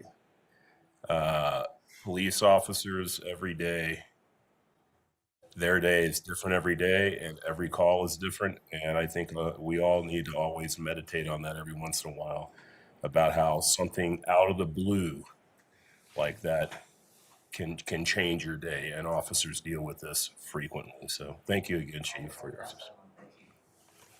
And these guys are heroes.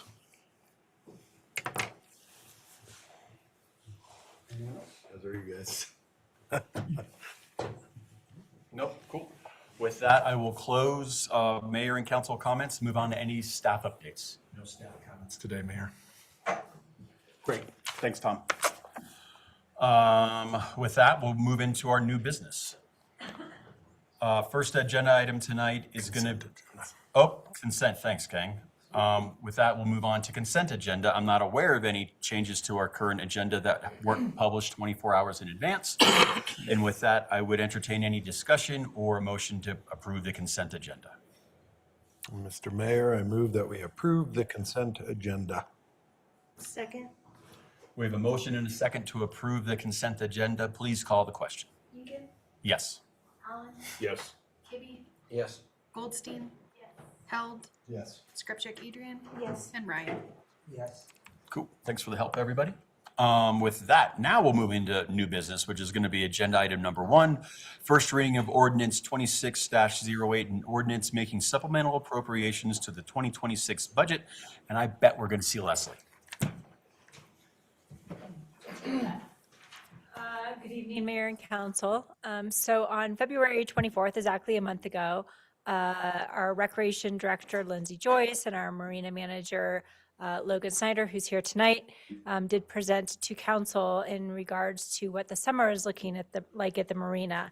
And we are expecting significantly lower water levels that will substantially impact operations out at the marina. And the marina won't be able to operate under a typical model related to this. And so therefore, we are proposing some changes to the budget, which include a total of $514,771 in adjustments to revenue, as well as $722,327 in expenditures. You will note, though, from the memo that there's between the funds, a lot of these things offset each other. So there is the overall subsidy, which is the net of the two numbers I just provided. That is $207,556,000. That is the subsidy that was described by the marina staff during that February meeting that is necessary in order to cover that gap. And so that would be the additional subsidy. What you also see, though, is some increases to the capital fund, increase in revenue, and increase in expenditures that basically cancel each other out. And that is in order to fund the capital outlay and the debt from the capital fund that would be required if it is no longer a enterprise fund. And then you also see within the marina fund itself a reduction in revenue and a reduction in the expenditures that also net themselves out and equal zero at the end of the day. So in addition to these changes, it is also noted in the ordinance that the intention here of staff and council is for this fund to be reclassified and no longer be considered an enterprise fund for 2026, but rather a governmental fund, which is really blending it with the general fund. So with that, I welcome any questions, but it is the staff's recommendation to amend the 2026 budget to reflect these updated projections, to reallocate the capital and debt obligations to the capital fund appropriately, and to transition the marina fund to a governmental fund structure. And Logan is also here in case you have any questions that focus on the operations side. Great, thanks, Leslie. Any questions for Leslie or Logan? I appreciate the, I don't know what you'd call it, the list of appropriations or the amended budget and how each thing financially is represented. That really helps for me to, anyway. Appreciate that. So we're just doing an enterprise for this year, for 2026, you're saying? Or we're changing it to the end? Or to the capital fund. We're done with the enterprise fund? Just So for this year? that would be the plan. The ordinance Just for itself this is year. addressing 2026. So I Have we mean, voted on changing it yet to the general fund? Have we made This that? this is your vote. yes, I mean, Okay. depending on how the 2027 budget were to shape up, that would be your vote for 2027 at that time. So Okay, we only appropriate by single years. okay. That's what I was kind of wondering. We're looking at for this year. And in 2027, we would have a vote on it again if we kept it in the general fund or something? It would come as part of the overall budget discussion, that's Okay. correct. Okay. Any other questions for Leslie or Logan? No further questions. I'm going to put it out for public comment. Any public comment in chambers? And public comment online? No public comment online or in chambers. I'll bring it back to council for any further discussion or a motion. Wait, before you do, sorry. I would like to just recognize Jim Galanis's letter against this move. He had some very good points in there, and I just want to at least recognize him. Thanks for the input. Great. Yeah. I got one for Logan. Yeah, please. You know, looking through the expenditures on the pontoon boats and seeing the trailers being bought, you know, for the pontoon boats, and the original price of a pontoon boat when you brought it to us was how much? I believe each one is around 47,000, 45,000. Okay. I think they were like 32 and they're 37 on here. And then the $5,000 trailer and the $6,000 trailer. The question about the trailers? Yeah. Okay. So, I never heard of the trailers were in on it, you know. Right, so- I heard it was like 24 and 10,000 for the engine. Right, And that was okay. like 32,000, and I'm looking there 30, and we can go back to the meetings and look at what you Yeah. said. I was just wondering whether Fair you enough. had them off your top of your head Yes, that you brought to us. Yeah, so this will be the first year we've ordered trailers in probably a long time. What's happening, it's gonna help with the resale of the boats. Logistically, right now, when we sell the boats, the new owner has to come, they have to buy a trailer, they have to find a trailer, and they have to bring it. What we've found is that it's been really difficult to have people try to source a trailer, bring it to Colorado, have it built, buy it used. So what our goal is when we sell these used pontoons, is that we would incorporate the entire price of that trailer into the sale of the boat. So our goal here is, and the number was 12.5 for roughly each boat to sell the used boats. The goal with these trailers is to make it more marketable, make it more resellable, and then get these things out of here as quick as possible. When you have a pontoon boat that's just sitting on the ground and no one has a trailer, it's been really, really hard to sell these. So we bought a few trailers with the hopes that this would help us sell the boats for a higher price and move them quicker. And then we hope to do this each year with council approval to sell the boats. So that's the purpose for it. The other purpose too, is does help from a service standpoint. Our current scissor lift trailer, when you're trying to do any sort of service work, oil changes, things like that, you have to drop the trailer off of the tractor. The tongue is pretty much in the ground and you can barely get the motor and the boat up high enough to do the service work. The higher trailers allow us to service the motors a little bit easier as well.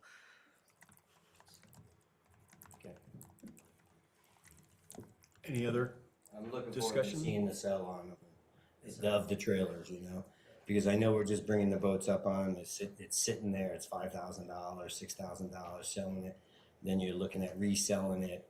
Are you getting the $5,000, $6,000 for the brand new trailer that's sitting there, or you're selling it for $2,000? You know, so you know the thing of my thing is like we can bring them up. You know how we're getting them up here, tractor trailers, but you know I just that was not in the budget that we talked about.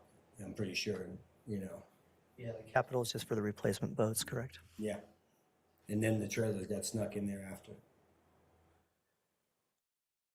Okay. Just wanted to know. I would categorize that as they were added to the budget. And then put in a report.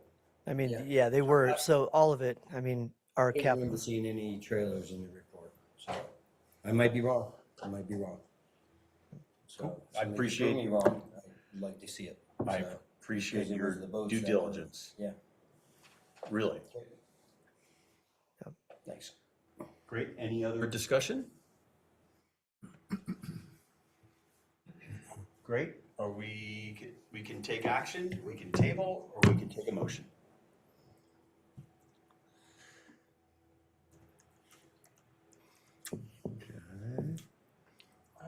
I just lost what I had. Should we do a motion? Yeah. Mr. Mayor, I move that we approve ordinance 26-08. Second. We have a motion to approve 26-08. Please call the question. Ryan, Yes. Ingan, Yes. Allen, Yes. KB, Yep. Goldstein, Yes. Held, Yes. Skrupcheck Adrian. Yes. Great. Thanks, Logan. Thanks, Leslie. Thank you, Mayor. Thank you, council. Appreciate it. Thank you very much. Cool, thanks everybody. With that, we'll move on to agenda item number 2, which is going to be a resolution 26-11, a resolution for the construction manager at risk, CMAR, well number 7, PFAS, treatment facility construction, GPM. And we got Addison. Hey. Good evening, Mayor and Council. That's a mouthful. I know. Thank you very much. Just to recap, on December 9th of last year, staff did present an overview of well 7 as a whole, given some history there, and the PFAS treatment facility upgrades that are going to be made coming up here, breaking ground hopefully in the next month and a half or so. Things are definitely accelerated, which is great news since we have a little bit of lacking weather on Mother Nature's part, but that's okay. We'll make do. So in that meeting on the 9th of last year, we came forward with a CMAR agreement and initiating the pre-construction period of that agreement. So CMAR, Construction Manager at Risk, basically a engineering term for CMGC, Construction Manager, General Contractor. So that vehicle delivery of contract, this council's seen before on other projects. CMAR is same, but new. And in the pre-construction period, that was very valuable process to go through.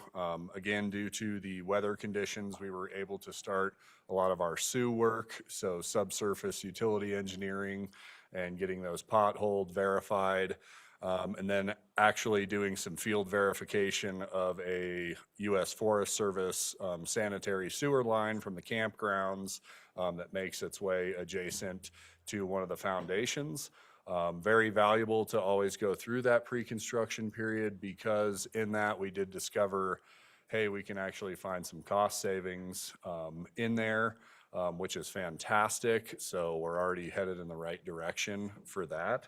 So again, we had that SU and utility engineering discovery phase. Again, the U.S. Forest Service sewer realignment, I would say, and some just overall vetting of the plans by our contractor that we want to engage with of Hensel Phelps. So Hensel Phelps has been true to their word. They have done a lot of good work already for the town. So that is why we are here again with this GMP agreement. So the final amount for the GMP is $8,092,101.70.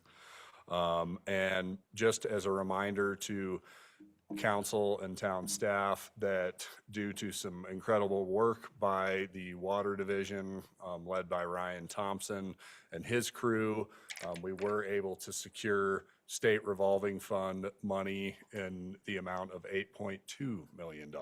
So things are looking incredible for the reimbursements on that project when we go for those, since we don't have money in our account now. It's all based on reimbursements and following the guidelines that the state revolving fund has around that money.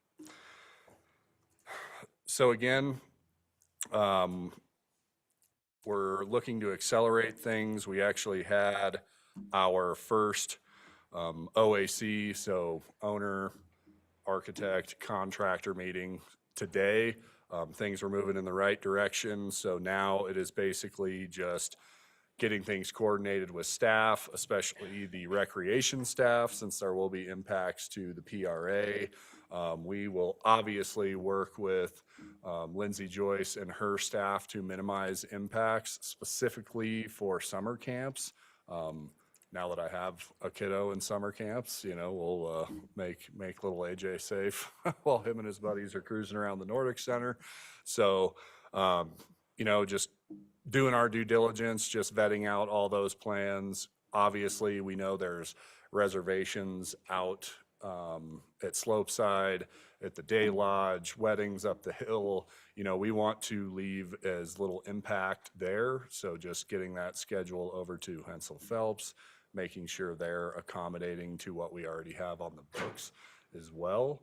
So just a lot of rubber hitting the road to getting mobilization started, which is looking like a lot of work beginning middle of next month of getting site fencing on site, doing more potholing and utility investigations so they can get proper elevations for the utilities into what our existing ones are, and getting everything plumbed into new.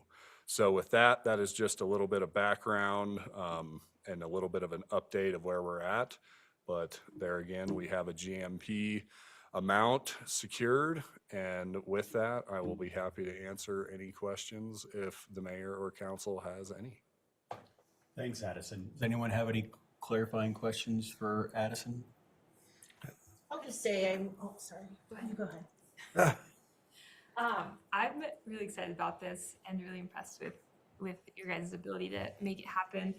Similar to the question I asked earlier today, I would love to see any sort of like educational materials outside of that fence, just showing the public what's happening, and like folks can get real nerdy about the system that you guys have going in there. I think that would be really cool. So Absolutely. Just a thought. No, and thankfully, Ryan Thompson, who is a much smarter water person than I think he would be thrilled to really get into the science of it all, because it is very interesting when you really start getting into that. So we can probably put something together and make something work. How long do we expect this project to take? In 2027 fall, just because we have, I won't say kind of, the longest part that we have to do is the backwash, which basically is the system startup. And with that backwash, we will need, frac tanks, water storage tanks, because our discharge water has to meet a certain parameter to work with Frisco Sanitation and the guidelines that they have to work with by their state discharge permits. So, again, a great partnership that we want to continue with Matt Smith and his crew at the Sand District. So, we're obviously clearly playing nice in the sandbox, so to speak, with him and his engineers. And, obviously we don't want to affect our downstream partners. But again, fall of 2027, we're hoping we can get this thing online and producing. I think we can all agree, due to the lack of snow, we wish it was online and up and running now, because we can't really depend on the surface water treatment plant for that long this year, barring any major events that Mother Nature may bless us with or may not. So, And then just also to clarify, so we're essentially pulling the water out of well 7, treating it enough to send it to Matt down the way, and then they'll treat it again after. That's how that goes. Okay. Yeah. It's what they tell me. Liz, sorry I cut you off.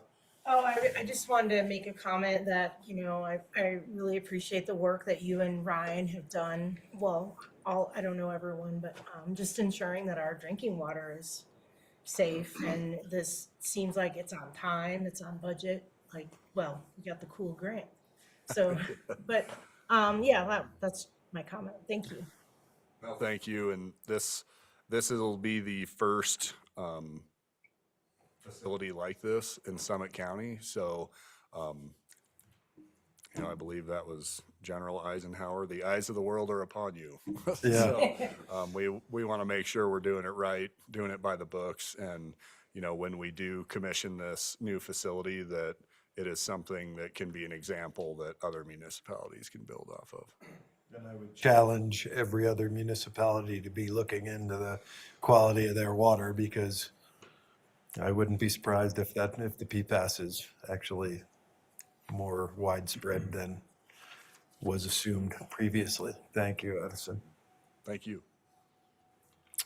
That's cool. Any other questions for Addison? No further questions. We'll open it up to public comment. Any public comment in chambers or online?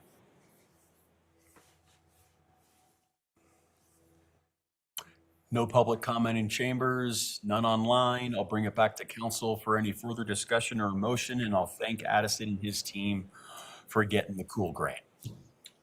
Thank you very much, Yeah. Mayor and Council. Mr. Mayor, I move that we approve Resolution 26-11. Second. We have a motion to approve 26-11. Please call the question. Director Adrian? Yes. Ryan? Yes. Inkin? Yes. Allen? Yes. Kibbe? Yes. Goldstein? Yes. And Held. Yes. Great. Thanks, Addison. Thank you very much. With that, our next item of business is going to be an executive session. And with that, I would entertain a motion. Do I have to read the whole thing? Okay. That's all right. Mr. Mayor, I move that we move into executive session pursuant to section 24-6-402 parentheses 4 parentheses B CRS to receive legal advice on specific legal questions related to 1, litigation known as Town of Frisco versus MW Golden Constructors et al. And 2, the town's notice and order for abatement concerning certain real property known as condos off Main, and pursuant to section 24-6-402 parentheses 4 parentheses E CRS to determine positions relative to matters that may be subject to negotiation and to instruct negotiators in preparation for mediation and settlement negotiations in said litigation.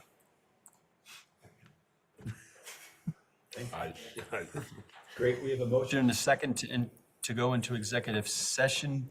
Please call the question. Goldstein? Yes. Held? Yes. Scripcheck Adrian? Yes. Ryan? Yes. Inkin? Yes. Allen? Yes. And Kibbe? Yes. Great. We'll move to executive session and move to a different link. Yep. Yeah, a few minutes. Great. Thank you. Yeah. We move into executive session. Thanks, DJ. Good